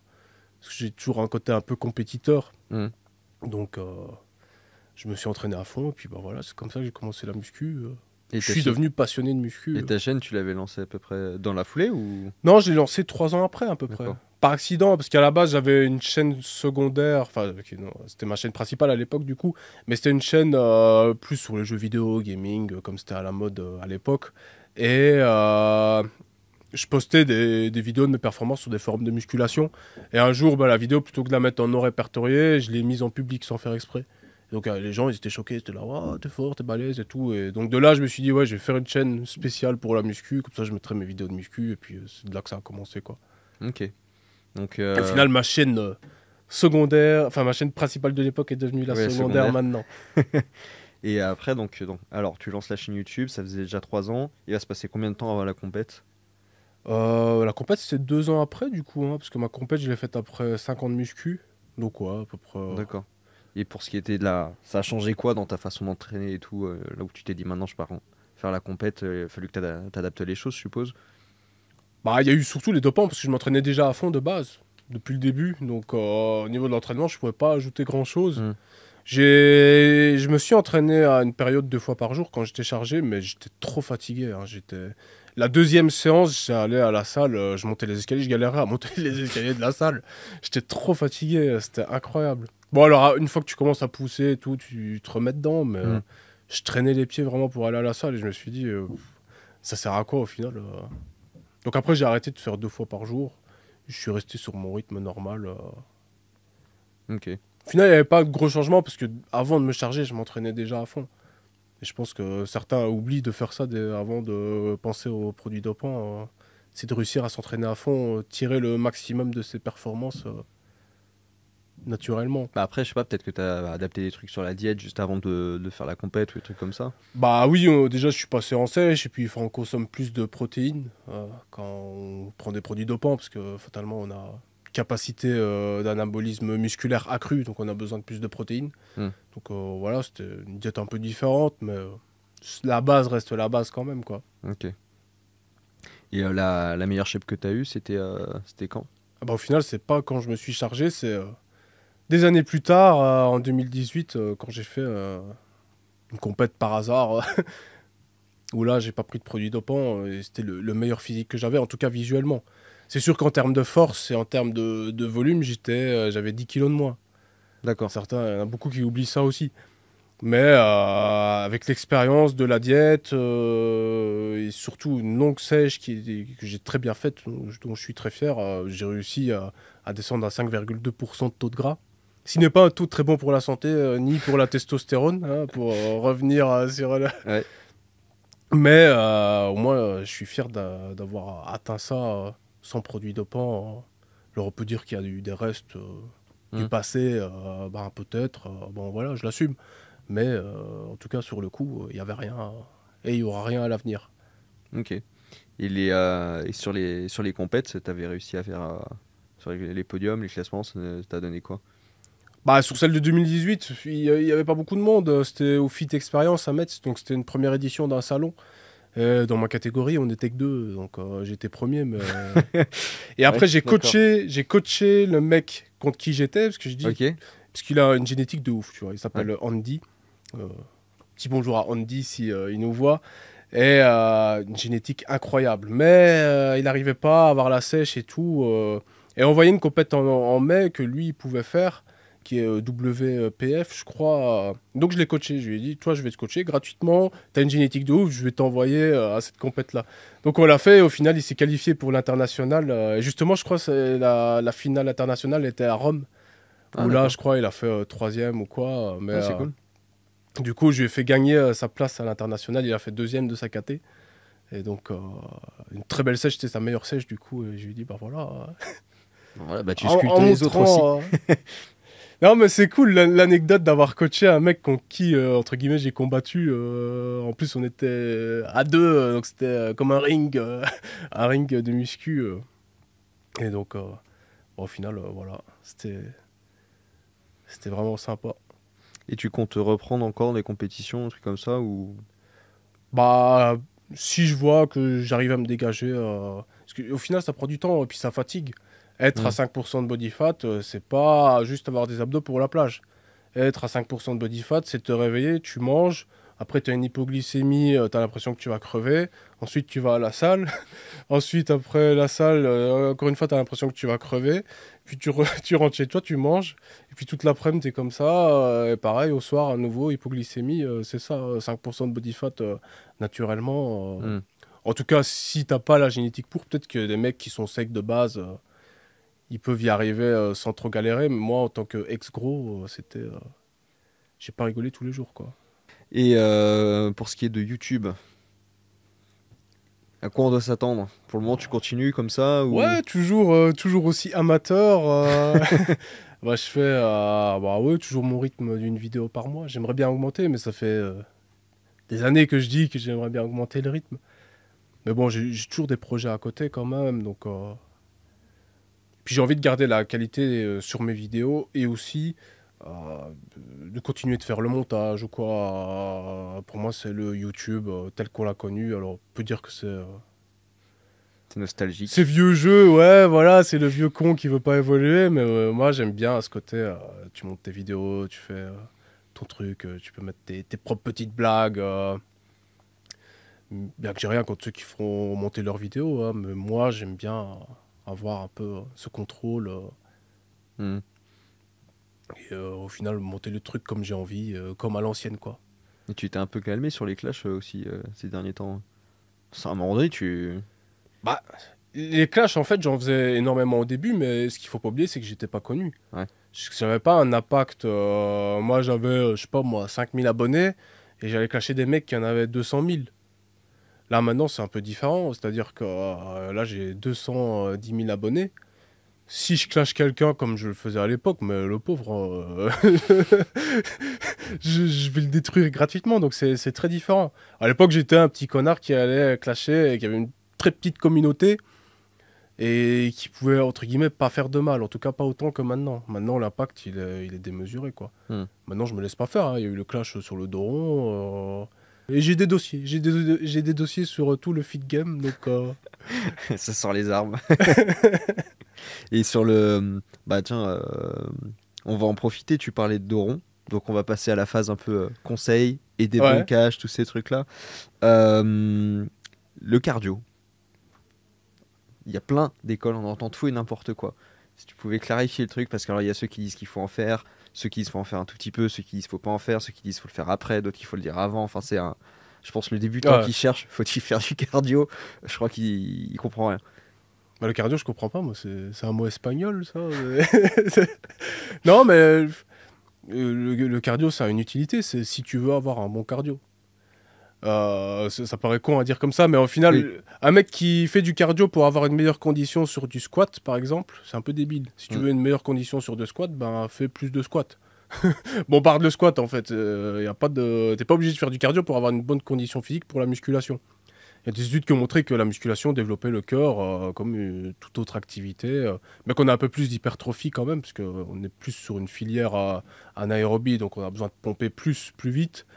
Mais euh, disons que t'es pas obligé de faire du cardio pour avoir une bonne condition physique ou pour sécher, par exemple. Moi, quand j'ai atteint 5% de body fat, je faisais pas de cardio, hein. Je faisais de la marche pour augmenter ma dépense calorique. Ouais. Je faisais de l'escalier à la salle, mais c'était pas vraiment pour le cardio, c'était pour strier les fesses, pour pomper le gras à l'arrière des fesses. Parce que quand tu fais de l'escalier et que tu mets la machine à fond, en fait, tu forces. Donc ça peut aider à sécher localement à très long terme, et à condition évidemment d'être déjà sec, en bonne condition pour que ça se voit. Donc mais voilà, on n'est pas obligé. Après, si tu as envie de faire du cardio, ben oui, c'est une très bonne activité, quoi. Ouais, mais du coup, celui qui va à la salle en se disant faut que je me fasse du cardio pour être plus sec. Ah bah non, si t'es essoufflé sur un exercice, bah fais l'exercice à fond jusqu'à ce que tu ne sois plus essoufflé quand tu le fais, quoi. Mais bon, c'est normal d'être essoufflé, hein. C'est une activité où on a une dette d'oxygène, la musculation. On est dans une filière énergétique où on force tellement fort qu'après, bah, le corps, les muscles, ils ont besoin d'oxygène pour récupérer. Donc c'est normal qu'on soit essoufflé aussi. C'est pas un signe vraiment de mauvaise condition physique d'être essoufflé quand on s'entraîne. Mais et c'est pas faire du cardio qui va corriger ça. C'est pas faire du cardio qui va faire que tu auras moins de dette d'oxygène. Enfin, un tout petit peu, parce que tu as une amélioration des poumons éventuellement, mais Donc là, en gros, le gars qui fait de la muscu, qui est un peu trop gras, qui veut perdre du poids, en gros, bah, continue à faire ses exos. Puis il va faire un petit peu de marche à la limite pour dépenses caloriques. Et ouais, puis, voilà. pas Et besoin puis d'aller se surtout quand tu buter. es en surpoids, si tu vas aller faire de la course, bah, tu vas te péter les genoux au final. Ouais. Il vaut mieux faire du squat quand on est gros que limite en série longue que d'aller courir. Et si tu fais du squat en série longue, tu vas voir que tu vas prendre beaucoup plus cher qu'en courant. Si tu fais 100 squats,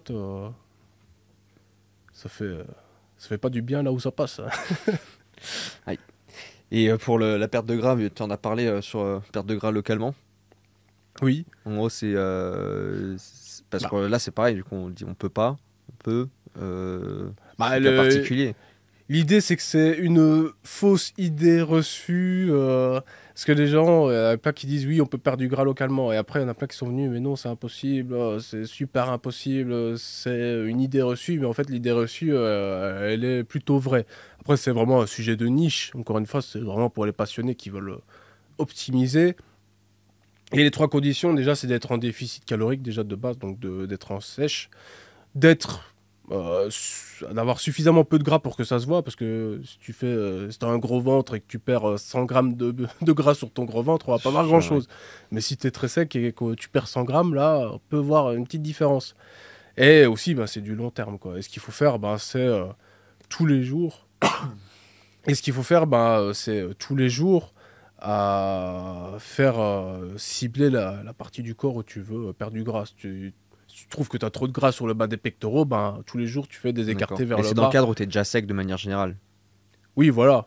Bah, parce que ça peut aider aussi quand t'es pas sec, mais ça se Ça verra va, pas. se verra pas, ouais. Mais ça peut être un investissement pour une fois que tu voudras sécher aussi. Donc, Ouais, donc pour autant, c'est d'un point de vue vraiment si on chipote, c'est possible. Mais maintenant, le débutant, quand ce qu'il entend par lui dire je perds du gras localement, lui pour le coup, il dit ah bah le là c'est débutant, n'importe quoi. s'il se Là, dit je vais avoir des abdos en faisant que des abdos tous les jours, non, ça marchera voilà, pas en clairement, fait. ça sert à rien. Là, Si je veux effectivement, c'est faux. perdre son bide en faisant des abdos, c'est faux du coup. Voilà. Comme ça, les points sont mis sur les i et les barres sur les t. Et t'as aussi sur le. Alors là, ça a généré, ça fait couler de l'encre, le développé incliné. Ah oui. Bah, ça fait couler de l'encre, oui et non, parce qu'au final, on se rend compte que les gens sont au final plus ou moins d'accord. Il n'y a pas eu vraiment de... Enfin si, oui, il y a eu le clash avec toujours le même, évidemment. Mais à part ça, tout le monde était plus ou moins d'accord. Et même maintenant, il y en a qui font des vidéos, des experts de la muscu qui vous disent, ah bah ouais, en fait, le développé incliné, c'est pas ouf. Ah bah super, tu viens de découvrir la Lune. Alors que du coup, ça fait, je sais pas moi, 4-5 ans que j'en ai parlé de ça. Parce qu'en fait, du coup, le développé incliné, c'est que ce qui se passe, c'est que la majorité des personnes vont plus travailler le deltoïde antérieur que le haut des pectoraux. Mm. Et c'est une zone qui est beaucoup plus réactive et qui a tendance à se développer beaucoup plus vite. Donc au final, à faire du développé incliné pour développer ton haut de pectoraux, tu vas plus travailler ton deltoïde antérieur et au final te tirer une balle dans le pied parce qu'après, ça sera vraiment galère. Ça arrivera plus à développer à chaque fois. Vu Donc, que c'est le deltoïde qui va prendre le relais à chaque fois. sachant que sur le développé couché, bah, tu travailles déjà pratiquement à fond tes fibres du haut de pec. Et que là, tu travailles beaucoup moins ton deltoïde antérieur. Et sachant que tu as aussi des exercices d'isolation intéressants pour le, pour le haut de pec, bah, c'est pas très intéressant Tu de fais faire quoi du comme développé exercice incliné. Bah, des écartés où tu remontes vers le haut comme ça, parce que c'est un peu son action, hein. C'est de remonter le bras vers l'intérieur, quoi. Après, si un mec il adore le développé incliné et qui sent que c'est un super bon exercice, ben, et qu'il le fait, ben, grand bien lui fasse, quoi. Encore une fois, il n'y a pas de haine du développé incliné. Ouais, mais en fait, tout ça, en final, ça tourne autour du même sujet, c'est-à-dire qu'il y a toujours une question de génétique, de physique de chacun, etc. Il y a des bases à connaître, et après, chacun essaye de faire un peu sa tambouille en fonction de ce qu'il aime faire, ce qu'il arrive à faire, Oui. et puis aussi de comment il développe son physique, etc. C'est le problème des trucs un peu tout faits sur Internet en mode tu suis ces étapes et tu auras les mêmes résultats que moi. Non, ça a aucun sens, ces trucs-là. Ah bah oui, parce qu'on a tous des morphologies différentes. Tu peux avoir un mec qui est 5 centimètres plus grand que toi, mais qui a des bras qui sont plus courts que toi. Donc la génétique est totalement différente en fonction des personnes. Tu peux avoir un mec qui a 10 centimètres de moins que toi, mais qui est 10 centimètres de plus de largeur d'épaule que toi. C'est comme ça, c'est notre structure et ça influe énormément sur le choix des exercices, puisque bah, c'est la biomécanique, c'est des leviers, c'est de la physique. Mm. Donc ça influe énormément sur la manière dont on va faire les exercices pour optimiser la performance. Et quelqu'un qui veut se renseigner, s'améliorer un peu dans ce domaine, tu lui conseillerais d'aller se renseigner où? Bah, évidemment, la référence, c'est la méthode de Lavier, hein, qui porte un peu mal son nom. C'est pas une méthode, c'est plus une liste d'exercices. Et on te dit, ben, il y a tels avantages, tels inconvénients, tels avantages. Il n'y a pas de classement d'exercices, puisqu'il n'y a pas de meilleurs exercices ou de pires exercices. C'est, voilà, il y a tel exercice, ça peut convenir à telle personne, ça à moi, il y a tels avantages, tels inconvénients. Et ça, c'est super intéressant.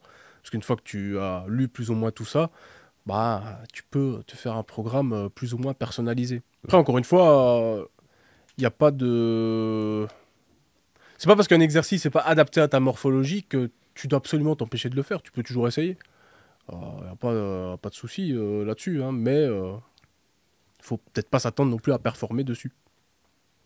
Ouais, mais d'ailleurs, il y a un conseil que tu donnes dans le quand on débute, c'est aussi de se faire plaisir, quoi.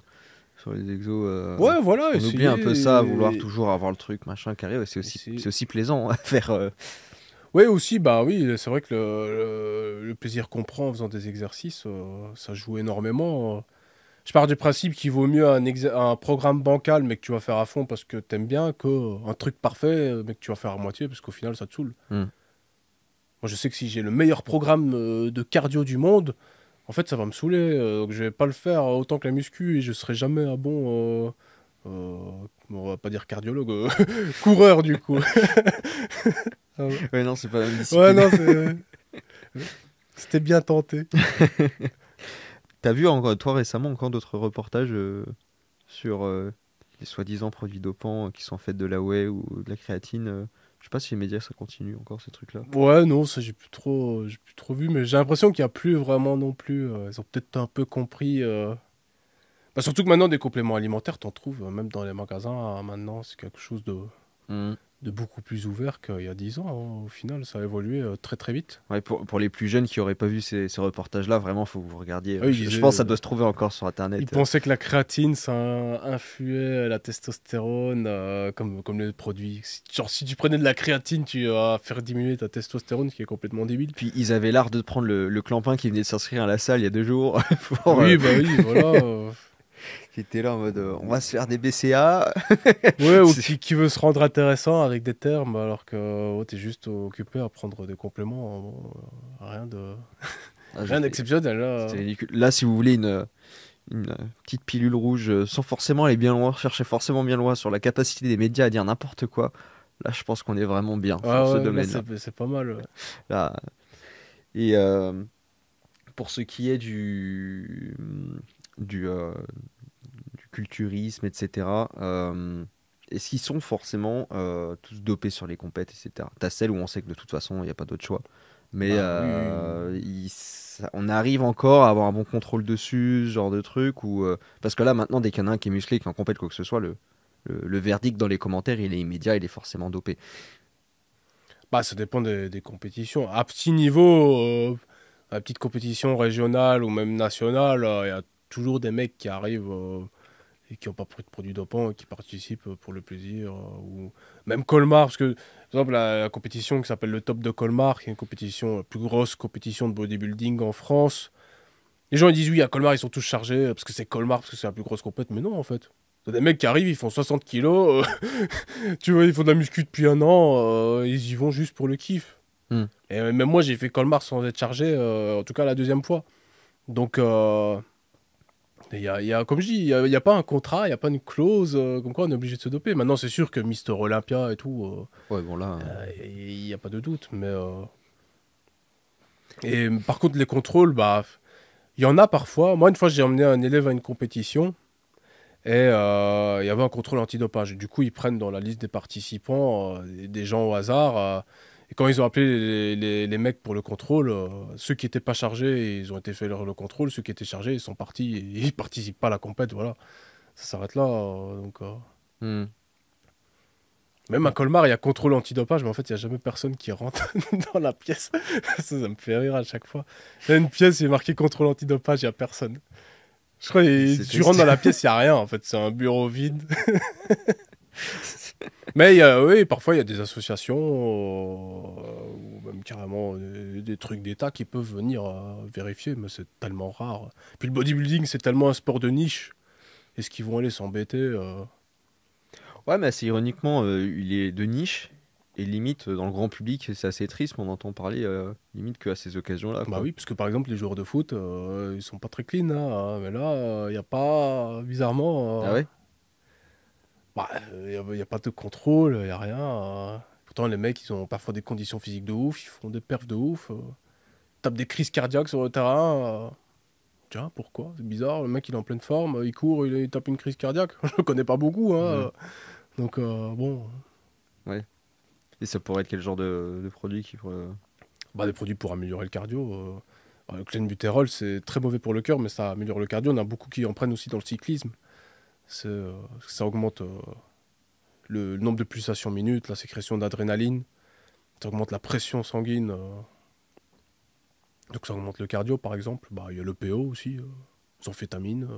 Bah, Plein après, de trucs, de hein. toute façon, après, même si on s'améliore aussi sur les connaissances ou quoi que ce soit, à partir du moment où on bat record sur record toutes les années dans tous les domaines, Ah bah oui. il y D'ailleurs, a- il y a des études qui sont sorties là-dessus. On arrive très facilement à voir à partir de quand les premiers stéroïdes anabolisants ont été euh, utilisés dans le sport, parce qu'au final, c'est à partir d'une telle année, je crois que c'est en 1952, où bah, à partir de là, on a commencé à battre les records chaque année.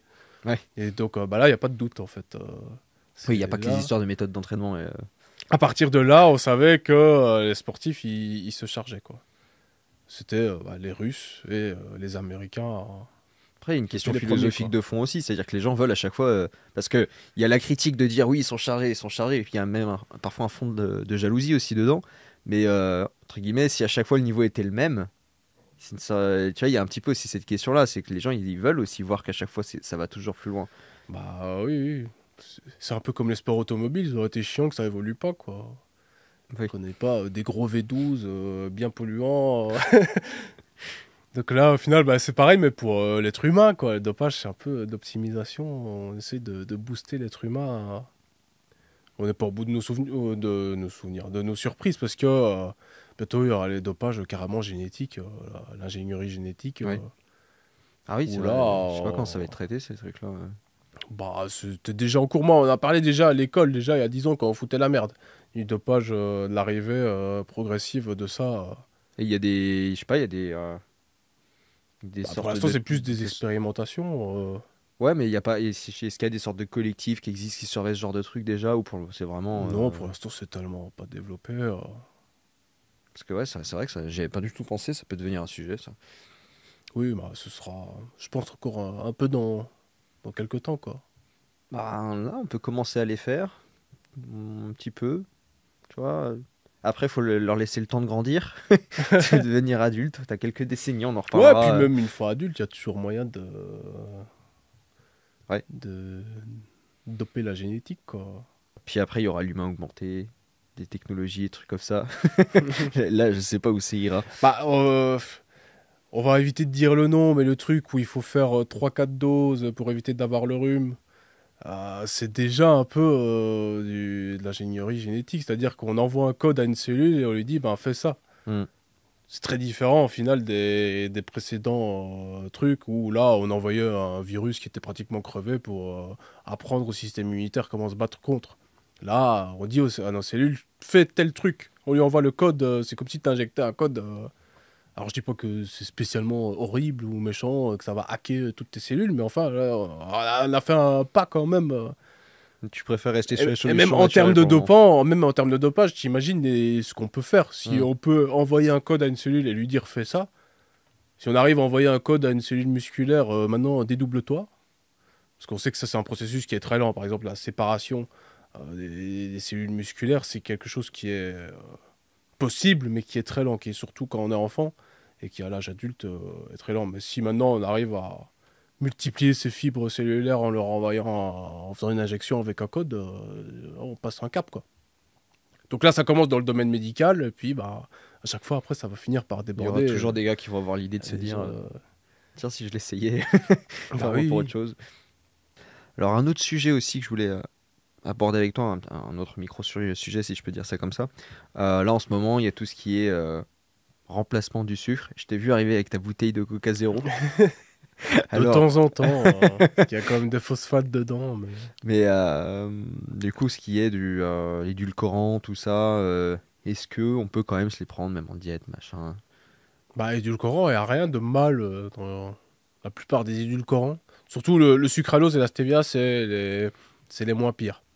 Le problème du sucralose, c'est qu'il faut faire attention à la cuisson. Il ne faut pas le faire monter à plus de 120, 150 degrés. Donc, faire les gâteaux, c'est chaud avec. Et ça peut, en trop grande dose, influencer ton microbiote intestinal. Et après, tu as des problèmes. Bon, on va pas détailler là-dessus. Et La stevia, bah bon, il y a le prix, il y a quand même pas mal de procédés de fabrication, parce qu'à la base, ça vient d'une plante qui est super amère. Hmm. On sait tous que justement le sucré, c'est pour contrer le amer, donc c'est un peu paradoxal. Donc énormément de processus, donc on peut toujours se poser des questions, mais au final, les risques que tu as en consommant 3 cuillères de sucre quand tu vas boire un coca sont plus élevés que les risques que tu as en prenant l'équivalent en édulcorant. Ok. Donc Ouais, c'est pas si horrible. donc dans tous les cas, bon, si le gars, si tu pars du principe que de toute façon les sodas, si t'arrives à en boire, s'il prend les sodas zéro, c'est quand même mieux. C'est mieux que rien. Et ça peut aussi augmenter la faim parce que rien que le fait d'avoir le goût sucré, le cerveau il se dit bon ok là je reçois de l'énergie super top. Donc on va donner. Et puis après bah, en fait il n'y en a pas de l'énergie. Hmm. Donc après tu as une dette. Donc là ça peut donner faim aussi. Ça peut augmenter un peu la faim Ça te sensiblement. fait une sorte de dépense d'énergie en gros. C'est ça Oui, que tu Gundil dis? en plus il en parlait par exemple dans les entraînements en fin de sèche ça peut être intéressant de mettre un truc sucré édulcoré dans sa boisson D'accord. pour avoir plus d'énergie. Mais bon, si tu fais ça, tu as une dette après, faut pas l'oublier. Donc, Ok. plus de faim, peut-être, risque de malaise, d'hypoglycémie vraiment plus sévère. Donc, faut quand même faire attention. Mais bon, on reste quand même dans des trucs entre guillemets naturels. Et ça a aucun impact sur ce qui est insuline, des trucs comme ça. Non, pas spécialement. Les impacts sont très faibles, hein, négligeables. Ok. Parce que ça aurait été un peu nul si derrière t'as un pic d'insuline Justement, dans c'est la l'inverse foulée. parce qu'en fait, quand tu prends l'édulcorant, ton cerveau il croit que tu as de l'énergie, tu dépenses plus d'énergie. Ensuite, tu as une dette. Donc, quand il y a une dette, c'est du glucagon en fait que tu vas libérer, donc l'opposé de l'insuline, pour D'accord. aller pomper dans le gras et fournir l'énergie que en fait t'as pas eu parce que ton cerveau il s'est fait avoir. Donc, c'est plutôt l'inverse en fait, mécaniquement parlant. Après, les études, toujours très difficile de mesurer des hormones comme ça et d'avoir un résultat fiable. Hmm. Et tout à l'heure, hors caméra, tu me disais que sur le sel, c'est très très mal compris l'utilisation du sel, est-ce qu'il en faut, est-ce qu'il en faut pas, etc. C'était intéressant ce que tu me disais, est-ce que tu peux détailler un petit peu pour les gens qui écoutent? Bah oui, puisque par exemple, le sel, on pense tous que ça va augmenter l'hypertension. Comme j'ai dit plus tôt dans la vidéo, ce qui va augmenter l'hypertension, c'est de faire super attention au sel tous les jours. Et puis un jour, tu vas manger un truc super salé. Et puis là, bah, effectivement, ton corps il va pas comprendre. Tu vas déséquilibrer tes électrolytes. Donc là, effectivement, hypertension, t'as soif parce que tes cellules se déshydratent. Mais il vaut mieux manger, c'est pour ça, il vaut mieux manger beaucoup de sel, mais de façon totalement régulière, que manger peu et puis d'un coup manger énormément de sel. Ou ne pas manger assez de sel, parce que ça c'est possible aussi. Donc, dans l'alimentation, on en a suffisamment, je dirais, quand il fait pas trop chaud, mais si on a tendance à transpirer beaucoup, ou si on fait du sport tout simplement, il vaut mieux peut-être avoir un petit, entre guillemets, supplément de sel. Pas de problème à saler un peu ces aliments, quoi. Ok. Bah, et puis après, c'est surtout aussi si tu bouffes, bah, on en revient, hein, la bouffe industrielle, etc. Oui, Là-dedans, c'est là, il y a peut-être catastrophe. Là. beaucoup. Je dis pas qu'il faut manger 15 grammes de sel par jour, qu'il faut manger Ouais. du sauciflard tout le temps, mais il n'y a pas trop de soucis à saler. Et on dit que le sel fait de la rétention d'eau, mais ce qu'on oublie, c'est que pas assez de sel, ça fait aussi de la rétention d'eau, dans une moindre mesure, mais c'est possible aussi. Et sur tout ce qui serait complément alimentaire, etc., tu mettrais, en- pas forcément pour un débutant, mais je dirais de manière générale, toi, les trucs qui seraient essentiels selon toi. Bah, vitamine D, ça, c'est une des grandes bases. Évidemment, à prendre tous les jours, hein. Si ton médecin il dit oui, prends une ampoule de vitamine D en octobre, qui va en plus complètement déséquilibrer de sa apport en calcium, parce que c'est un peu c'est lié à du calcium. Euh, c'est complètement bête. Donc, apporter de la vitamine D de façon régulière, surtout en hiver, en été, t'es pas toujours obligé, surtout si tu t'exposes au soleil. Ça dépend où t'es, quoi. Oui, voilà. Euh, et bah, oméga 3 magnésium. Sur la vitamine D3, j'avais même entendu, je sais plus du tout, j'ai entendu ça. Bah, c'est peut-être Delavier qui en avait parlé. Par exemple, sur le problème que ça posait avec les peaux noires, qui du coup en produisent, empêchent la production suffisante de vitamine D3. Alors en Afrique, ça pose aucun problème parce qu'il y a le soleil tout le temps. Oui. Mais quand tu es à Paris, quand tu es à New York, là c'est un vrai problème. Et en termes de santé sur le long terme, c'est un vrai problème. Et du coup, je crois qu'il disait qu'effectivement, bah, si t'es de peau noire et que tu vis dans des zones comme ça où il n'y a pas beaucoup de soleil, tu as besoin de te complémenter, hein, d'autant plus Oui, d'autant sur la plus, vitamine oui. D3. Ouais. C'est vraiment, ça c'est encore des trucs qu'on connaît pas très bien, mais Ça fait partie des inégalités. bah, s'il y a eu ces changements physiques, c'est Et- qu'il y a des bonnes raisons, quoi. ouais, ils avaient qu'à ramener le soleil. Allez, en plus, là, on peut plus chauffer à plus de 19 degrés. Ouais. Donc du coup, on a dit vitamine D3 pour oméga 3. L'oméga 3, c'est toujours en équilibre par rapport à l'oméga 6. Les oméga 3 et Ouais. 6. Bah, oméga 6, en fait, on en a beaucoup via l'alimentation. Et oméga 3, on n'en a pas beaucoup parce qu'on peut pas tous manger du saumon tous les jours. Voilà, on travaille pas à l'assemblée. Enfin, on glande pas à l'assemblée. Donc, on peut pas. Donc, oméga 3, c'est bien parce que ça permet de rééquilibrer. Parce que pour bien faire, il faut un ratio d'au moins un oméga 3 pour 4 oméga 6. Donc, l'avantage de la supplémentation en oméga 3, bah, c'est que ça peut rééquilibrer ce ratio-là. Après, encore une fois, c'est mal compris. Il vaut mieux avoir moins d'oméga 3 et d'oméga 6, mais d'avoir un bon ratio, que d'avoir un ratio tout pourri et beaucoup d'oméga 3 et beaucoup d'oméga 6. Mhm. Donc, quand l'apport en oméga 6 est élevé, et que tu le vois parce que tu te renseignes sur ce que tu manges, en fait, peut-être avant de bourriner les oméga 3, peut-être virer des sources d'oméga 6, tout simplement. C'est déjà une bonne démarche. D'accord. Donc, et les oméga 6, oméga 3, tu les trouves dans quel aliment? En oméga 6, ça va plus être les huiles, les arachides, les trucs comme ça, le gras de la viande et tout. Oméga 3, c'est plus vraiment dans les trucs un peu plus nobles, genre saumon, éventuellement macro, mais macro en boîte, bon voilà quoi. C'est pas... Les avocats aussi, je crois. Ouais, ouais, avocat aussi, mais avocat, il y a beaucoup d'oméga 6 aussi. Donc, D'accord. vraiment, les meilleurs trucs, c'est les poissons, c'est bien connu. Ok. Bah, C'est pour le quelqu'un qui en truc de mange pas, du base. coup, De quoi? pour le gros viandard qui mange pas jamais de poisson, pour le coup, lui. Ah bah, le poisson, c'est bien quand même, hein. On n'est pas au niveau de l'insecte. Alors, moi, j'aime bien, de temps en temps, un peu de truite ou quoi. Surtout juste bien grillé sur la peau. Et puis, ah oui, il faut manger la peau aussi en plus. Donc parfois, c'est problématique parce que ben, quand tu fais Quand une tu fais une sèche, sèche, ouais. la peau, c'est ce qui contient le plus de gras, mais c'est bête aussi en même temps de jeter le truc qui va te nourrir le plus, où il y a du collagène en plus, plein de trucs. Donc, parfois, c'est difficile aussi vis-à-vis de la diète. Et là, donc le fait d'équilibrer oméga 3, oméga 6 sur la santé, sur ton corps, ça va avoir quoi comme impact? Bah, en fait, les oméga 6, ils ont des effets qui sont bénéfiques, mais quand t'en as trop, ça va se retourner un peu contre toi, quoi. Donc, ça peut avoir des effets oxydants ou quoi, que les oméga 3 peuvent contrer.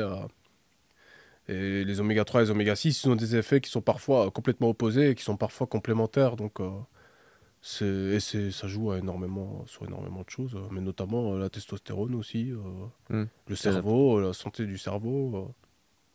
mais la vitamine D aussi, du coup, pour la testo. Oui, la vitamine D, encore une fois, c'est un truc à tout faire. Mais après, tout est lié. Parfois, on pense qu'il y a un complément magique qui va booster la testostérone, alors que c'est le résultat global. Hmm. Si au final, tu as tout qui est au vert et que tu as une petite carence dans un truc, c'est pas si horrible. Donc, faut pas prendre à fond, par exemple, du tribulus, soi-disant pour booster la testostérone, alors que ça marche pas. Alors qu'à côté, tu es carencé en vitamine D, en oméga 3, parce que ça... là, c'est sûr que ça marchera pas. Et puis à l'inverse, si tu prends tout ça, mais que tu fais jamais de sport, que tu bouffes de la merde et que tu dors pas, Ah bah là, oui, ça sert à rien, là. Autant aller chez son psy, dire je vais changer de sexe, et puis voilà, tu te l'injectes, ça ira plus vite. bah ouais, donc du coup, voilà, c'est la logique. On a une pyramide, t'as la première base, puis une fois que t'as celle-là, après tu peux essayer d'optimiser au fur et à mesure, quoi. Bah, ça dépend comment tu vois la pyramide, quoi. Disons qu'en termes de nutriments, ils ont chacun leur utilité. Non, mais ce que je veux dire, c'est-à-dire qu'en gros, tu vois, la base, c'est déjà d'avoir une bonne hygiène de Oui, vie. voilà, oui, dans ce sens-là. Voilà, Oui, après, c'est de faire du sport, après, c'est de commencer à avoir des compléments, tu vois, c'est dans ce sens-là de. oui, oui, oui, oui, oui, oui, bah oui, dans ce sens-là, oui. Alors qu'il y en a, ils font la pyramide inversée, eux. Ils cherchent d'abord le produit magique, et puis après, ils disent, ah bon, bah il marchait pas, je vais peut-être faire du sport. Oui, puis il y a le programme magique, avoir des abdos en 5 minutes par jour. Ouais. Et au final, bah, ça marche pas. Ouais, clairement. Et alors, du coup, on a dit vitamine D3, oméga 3. T'en rajouterais d'autres? Bah là, c'est déjà pas mal, hein. Ok, c'est deux essentiels pour toi. C'est la base de la base, hein. Ouais. Ok. Euh, et donc, alors là, on a parlé vraiment pour un gars muscu. Tu en recommanderais aussi pour des gars qui font pas de muscu, qui ont une hygiène de vie correcte, tu vois, mais juste, c'est pas des gars de la muscu, etc. Peut-être magnésium un peu moins, parce que le magnésium, on a des pertes quand on s'entraîne. On en a aussi plus besoin parce qu'on se fatigue plus nerveusement et tout. Et le magnésium, c'est un minéral qui intervient à ce niveau-là. Donc, mais oui, effectivement, oméga 3, vitamine D, c'est tout le monde pour bien faire. Hmm. Mais on a tendance à oublier, quoi. Il y a des médecins qui disent qui fournissent de la vitamine D, mais il y en a, ils oublient. Parfois, on se retrouve avec des vieux qui ont un système immunitaire complètement en berne parce qu'ils n'ont pas de vitamine D. Ils sont à l'EHPAD enfermés. Ouais. Ils voient jamais le soleil, c'est fini. Et après, on s'étonne qu'ils meurent quand il y a un rhume qui vient de Chine. Bah ouais. Tu l'as là, ce rhume là. C'est- D'ailleurs, tu vois, j'en profite. Tout à l'heure, t'as un petit peu dévié là sur les insectes. Euh, Non, mais en vrai, parce qu'on a les mesures et tout maintenant au niveau de l'Union européenne. Ah oui, maintenant, Où, ils peuvent en mettre partout, ouais, hein. ouais, ils peuvent en mettre partout. On aura Il- des lasagnes. On a eu les lasagnes au cheval. Donc là, on se plaignait, mais au final, on était bien Ça lotis restait de quand la même. viande. Et là, bah, ça va être peut-être des lasagnes. Il y aura des asticots dedans, mais en fait, c'est pas parce que le truc il a été percé ou qu'il est pourri, non, c'est parce que l'Union européenne a dit on peut faire des petites lasagnes avec des petits asticots, ce sera écolo. Et elle sera toujours dans sa barquette en alu, entourée Je, de plastique, mais ce sera écolo parce qu'il y a des asticots je vais me dedans. faire l'avocat du diable. En quoi ça serait pas bien? Bah, des insectes, il y a plein de parasites, plein de maladies qu'il y a dedans. J'avais fait une story là-dessus il y a pas si longtemps, donc je me rappelle de mes arguments qui on peut les penser comme on veut, mais je sais pas, est-ce qu'il vaut mieux tuer un bœuf ou un cheval ou tuer 50 000 insectes pour avoir le même équivalent du bœuf d'un point de vue éthique? Ouais. Et pareil, les élevages industriels, les insectes, on pourra jamais faire des grillons élevés en plein air. On va pas courir dans un champ pendant des heures pour choper des grillons. Effectivement. Donc ce sera toujours des élevages industriels qui sont des nids à maladies. On le voit bien avec le poulet. Je suis contre les élevages industriels. Je prends toujours des poulets fermiers et tout.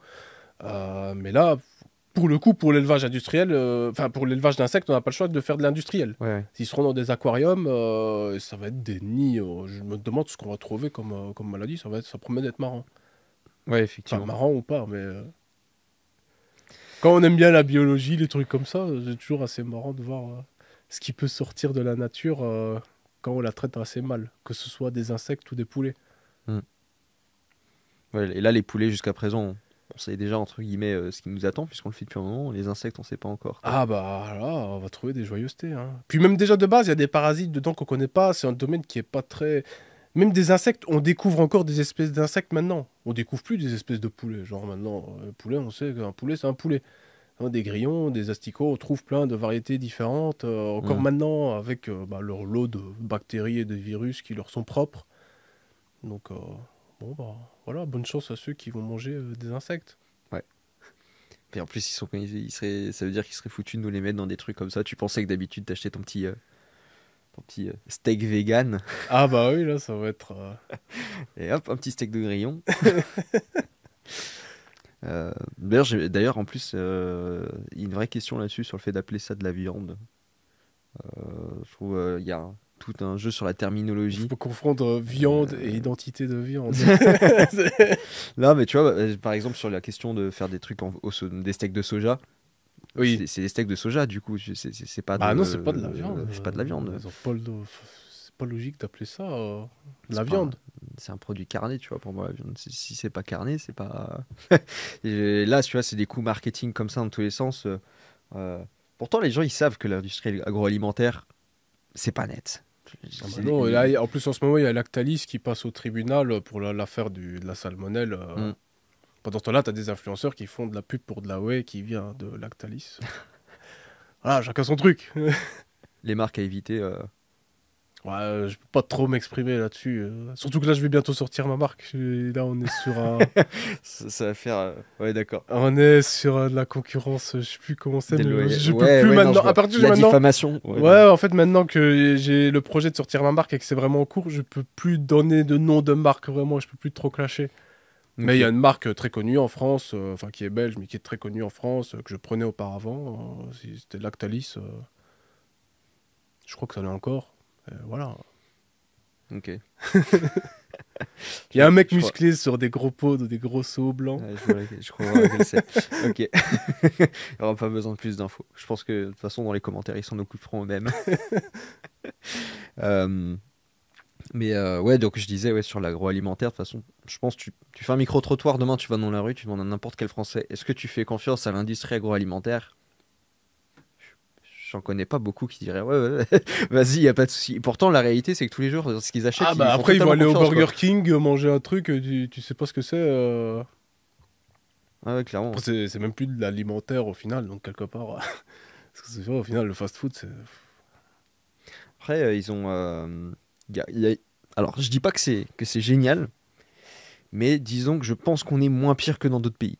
C'est-à-dire que, Ah oui, oui, tu vois, oui. typiquement, les McDo en France, quand ils ont essayé de s'installer en France, si je dis pas de bêtises, c'était la révolution, hein. Je crois je sais plus, j'avais vu une vidéo, ils essayaient de mettre un McDo quelque part en région basque. Le McDo, ils ont foutu le feu. Et donc, si tu veux, c'était pas très bien accueilli. Et quand tu vas dans d'autres pays, tu sais, toute la pub qu'ils font à McDo de dire, bah nous, on les prend, nos produits viennent tous de France, machin, les pommes, c'est les pommiers de Normandie. Bon, mais on va avoir en tout cas ce genre de discours. On va voir dans les autres pays, ils le font pas, hein. Ah bah oui. Alors, après, là-dessus, j'en reviens toujours à eux, mais je pense que les meilleurs là-dessus, ça reste les Italiens. Les Italiens, Domino's, ils essayent d'arriver, puis bah, ils ferment.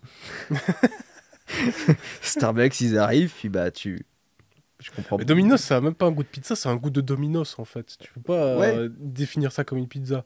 mais vraiment, je trouve là-dessus les Italiens. Et moi, je pense que les Français je pense qu'ils avaient un peu ça, mais ils ont peut-être un peu abandonné le combat, mais on l'a eu Ah ouais, parce pendant que un les moment. Français c'est des grandes gueules, et puis voilà, c'est comme pour la réforme des retraites, là, ils sont là, ah, c'est horrible, et puis ça va passer, et puis c'est les vacances, on va emmener Titouan au camping, et puis voilà, ils auront oublié. Puis à la rentrée, ils seront là, ah, je suis pas content, hein, mais ils continuent quand même. Ah, bah, Et après, ils voteront pour les mêmes dans 3 ans. en tout cas, je pense que c'est individuellement, faut que tout le monde refasse. C'est pour ça aussi que je voulais faire ces épisodes avec toi.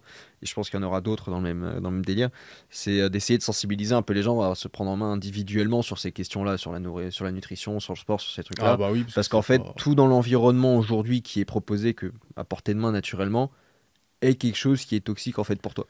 Mais Euh, si en fait le gouvernement faisait si attention à la santé des gens et à l'obésité, en fait, il mettrait TVA par exemple à 20% sur la malbouffe et TVA 0 sur les trucs frais, la viande fraîche, les c'est vrai. légumes. Ça, c'est tellement basique en fait. Mais non, en fait, ça arrange personne de faire ça. D'ailleurs, en plus, les trucs Nutri-Score, j'ai vu que c'est pas terrible, hein, Ah bah non, t'as des plats c'est- préparés, Nutri-Score A. ouais. Des frites, Nutri-Score A, Attends, oui, mais c'est parce que c'est fait au four. bah attends, je crois, vous pouvez vérifier. Je crois que c'est Domino's. Domino's Pizza, ils ont une pizza qui est en Nutri-Score A. Ah ouais? Ouais, je crois que c'est la pizza au poulet. Vu qu'il y a un stock de protéines énorme dessus. En Oui, il y a fait, la beaucoup de prod protéine. dans les pizzas. Voilà, et du coup, bah, le calcul, vu que ça fait des points positifs, fait que la pizza devient Nutri-Score A. C'est... Et pareil, tu te retrouves, je sais plus, il y a des céréales qui avaient en C, où tu as l'huile d'olive en E, ce qui est complètement Oui, idiot. bah oui. C'est sûr que si tu la bois à la bouteille, l'huile d'olive.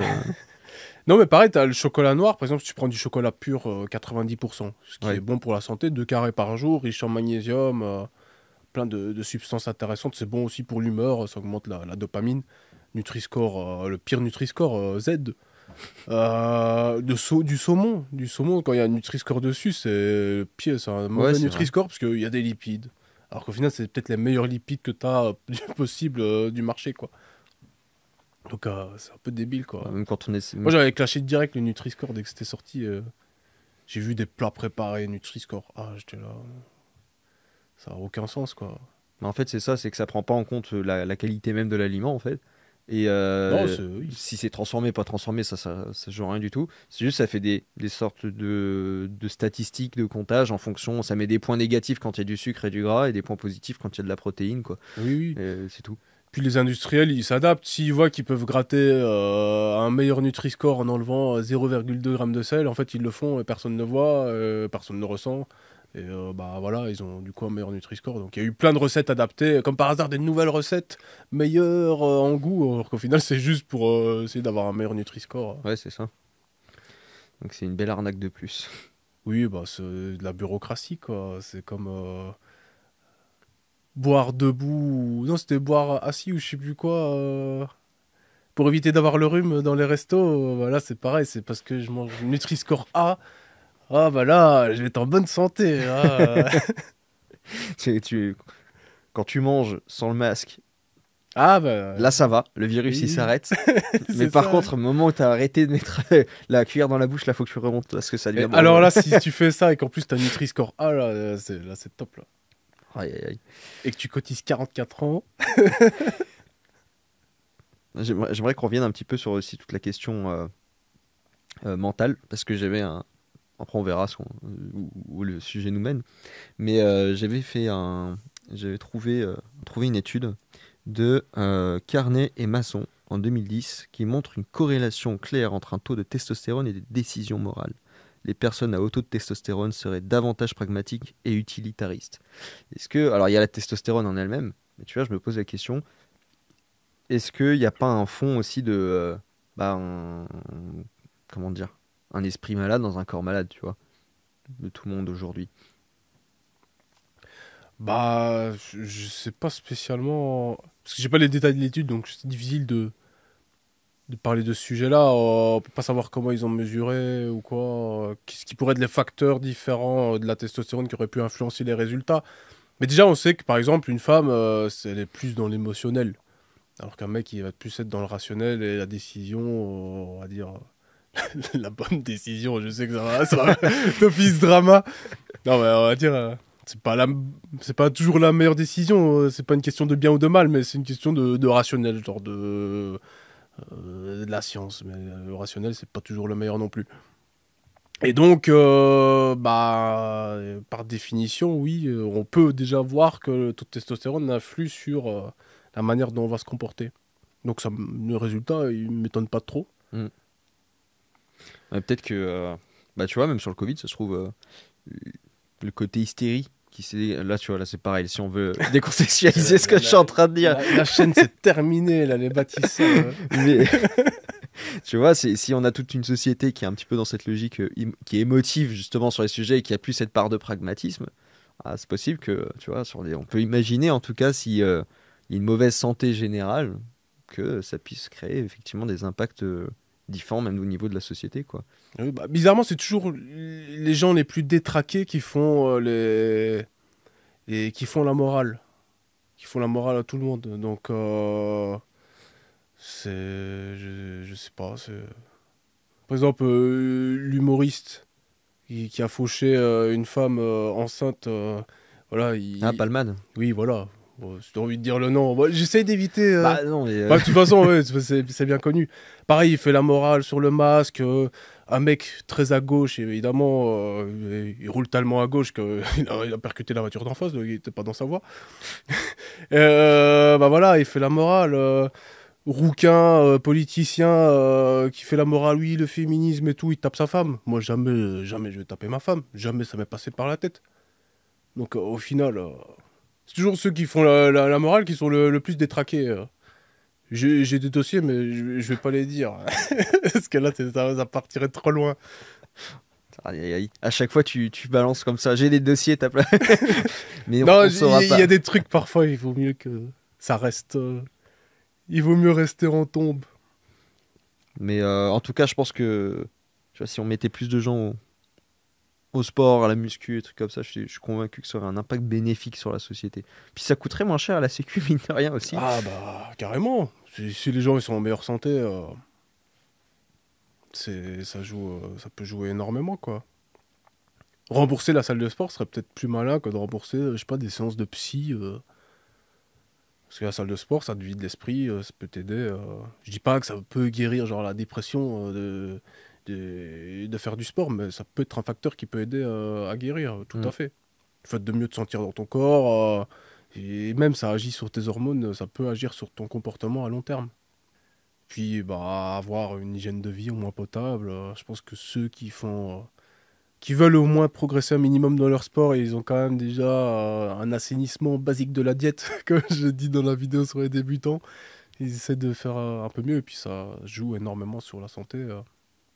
Et toi d'ailleurs, t'as fait comment pour te discipliner au début? T'as eu des astuces, des trucs pour retenir tes diètes, les trucs comme ça, ou c'était juste du pur mental Moi, la diète, au début, c'était n'importe quoi. Enfin, je mangeais comme tout le monde, sauf que je faisais de la muscu et du sport, et que enfin, ça marchait, parce que c'est quand même mieux que rien, Hmm. et que j'avais diminué les quantités, donc j'ai perdu du poids. Mais fatalement, quand j'ai commencé vraiment à plus progresser, à vouloir devenir plus musclé, c'est là que tu dis, oui, bon, en fait, il faudrait que je mette un peu plus de protéines, que du coup, à côté, j'enlève un peu plus de gras, de sucreries que je pouvais manger auparavant. Donc, c'est là que tu commences à triturer ta diète. Au début, tu ajoutes de la viande, du fromage blanc, t'enlèves un Twix, ensuite, t'enlèves encore plus de trucs. Et après, tu te réveilles et tu manges du riz, du poulet, des fruits, et t'évites tous les additifs. Mais ça te manque pas, toi, justement, d'avoir ce plaisir, par exemple, le saucisson, la binouse et le fromage, tu vois? Bah, une fois par semaine, moi je suis pas contre, hein, franchement, j'ai pas de problème avec ça. Moi, tous les samedis, je fais un shit. Là, samedi ici, bah, c'était un burger. J'ai fait un burger avec des frites Nutri-Score A. Donc, les frites au four Nutri-Score A, justement, avec un burger. Week-end prochain, ce sera peut-être une tartiflette. Mais là, il commence à faire chaud pour les tartiflettes, ça commence à faire Ah, il n'y a meilleur. pas d'époque pour les tartiflettes. Donc voilà, après, j'essaie toujours de faire des trucs maison. J'aime pas tout ce qui est fast-food, McDonald's, Burger King, je déteste. D'accord. Donc, j'aime pas vraiment. Le seul fast-food que je peux tolérer, à la limite, c'est KFC. Je trouve que c'est le moins pire de tous, mais le reste, Hmm. j'aime pas du tout. Donc, je fais toujours des trucs maison, parce que j'aime bien cuisiner. Voilà. Je fais des pizzas maison, de lasagne maison, Faudra une regarder fois par KFC leur semaine. bucket, le Nutri-Score. Je suis sûr, en tout cas, il doit pas être si dégueulasse en vrai. Ouais, mais après, tu rajoutes la sauce Too Hot For You, là, super grasse, et puis voilà. Les trois sauces barbecue, C'est ça, hein. nickel. Bon, bah, je pense qu'on a pas mal discuté là. On va toucher à la fin de l'entretien. Comme d'habitude, déjà pensez à vous abonner. Je vous le rappelle Évidemment, encore une fois. mettre la cloche. C'est très important. Et puis, surtout qu'il y aura d'autres invités comme ça. Donc, voilà, si ce sujet vraiment vous intéresse, voilà, c'est le premier entretien dans ce genre de sujet. Il y en aura d'autres. Euh, et puis, comme d'habitude, pour finir, les livres. Euh, donc, quel livre toi tu proposerais aux gens de. Déjà, moi, je suis pas du tout un grand lecteur de livres. Moi, quand à l'école, on avait des interros sur des livres à lire en français, en fait, on achetait avec des SMS, c'était des passes, je sais plus comment ça s'appelait, et des résumés chapitre par chapitre, et puis du coup, on réussissait comme ça. Donc, j'ai jamais été un grand lecteur de livres, et les seuls livres que j'ai lus, au final, c'était que sur la muscu, donc ça va être que des livres de muscu. Bah, ça tombe bien. Donc, le premier, je dirais La méthode de Lavier 2, qui est un des meilleurs livres sur la musculation, pour apprendre les mouvements de muscu, des illustrations aussi qui sont exceptionnelles. Des exemples de programmes à la fin du livre qui peuvent aider à faire un truc basique. Donc ça c'est pas mal. Nutrition de la force de Julien Venesson et de Michael Gundil. Donc ça c'est plus axé sur la nutrition. C'est un livre qui est assez âgé maintenant. Je sais même pas s'il est encore vraiment en vente. Mais Mm. peut-être qu'il y a toujours moyen de se le Je crois procurer qu'il est que en Kindle ou un truc en comme ça, je occasion crois. ou quoi. Donc nutrition de la force pareil pour avoir une base très solide là sur la diète. Encore une fois, avec des exemples de diète pour sécher et tout, qui peuvent aider le mec qui commence, qui sait pas trop par où aller. Et puis en troisième, il y en a un qui est bien, en plus l'anglais, le titre il est en anglais, j'ai un accent anglais horrible, je parle très bien l'anglais, mais j'ai un accent horrible. C'est Supple like a Léopard, donc c'est souple comme un léopard, le nom c'est un livre un que je coachais m'a offert. D'accord. Donc on lui passe le bonjour évidemment s'il écoute et qui est exceptionnel en termes d'informations sur des mouvements de rééducation, sur quand on se fait mal ou quand on veut gagner en mobilité sur une articulation ou quoi. C'est une bible exceptionnelle de mouvements. Rien que sur les avant-bras, je crois, tu as 6 mouvements pour mobiliser les muscles, les articulations, les os de l'avant-bras, pour gagner en souplesse, favoriser la guérison d'une blessure. Donc c'est un livre de ouf. Et évidemment, Ok. c'est pas un truc que tu vas lire entièrement parce qu'il y a tellement de contenu, ce serait prétentieux de dire oui, je connais tout le livre. C'est vraiment quand tu as besoin d'un truc. Donc, soit moi, quand je me fais mal quelque part ou je sens que j'ai une partie du corps qui tire un peu, ou que quand je travaille avec un élève, que lui, il a un problème, j'ai besoin d'une information, là, tu vas la piocher dans le livre, quoi. Ok. Donc, voilà mes 3 livres. Et à la limite, et le guide des recettes des insectes aussi. J'en ai vu une fois, j'étais mort de rire. Ah ouais, sérieux? Un guide de recettes de plats avec des insectes. J'aimerais bien voir la tête de l'auteur. En général, ça suffit Ouais. à se rendre compte les conséquences de ce qu'il mange sur lui-même. Et à la limite, ouais, je sais pas, si tu lis pas beaucoup, peut-être des consommateurs de podcasts ou trucs comme ça, peut-être. Non, podcast, Non plus. pas du tout. Ok. Bah, le podcast biomécanique, de temps en temps, ça dépend des invités. Évidemment, si c'est des invités avec qui je ne m'entends pas trop, en tout cas sur ce qu'il va raconter, c'est sûr que ça m'intéresse pas. Donc, podcast biomécanique, mais non, à part ça. Et sur la sphère anglo-saxonne, peut-être, vu que tu parles bien anglais. Bah, pas spécialement, hein. Le contenu, il est pas spécialement mieux, hein. Parfois, on fantasme, on dit oui, genre, les anglophones, ils sont en avance et tout, mais sur la muscu, beaucoup de clash, énormément de clash, de drama, et pas grand-chose. Ok. Bon, bah, on n'est pas, on Jeff n'est pas trop Nippard mal, hein. qui raconte de la merde, voilà. Alors que c'est un des mecs les plus connus, soi-disant scientifiques. Ok. Pas ouf, hein. Bon, bah écoute, très bien. Donc cet entretien touche à sa fin. Merci à tous de nous avoir suivis. Avant de nous quitter, je vous le rappelle, pensez bien à liker la vidéo, à vous abonner et je vous renvoie aussi tout simplement sur les autres vidéos de la chaîne parce que il y a plein d'autres entretiens que vous trouverez certainement passionnants si vous avez aimé celui-ci. Et je vous dis à très bientôt pour le prochain épisode. Salut.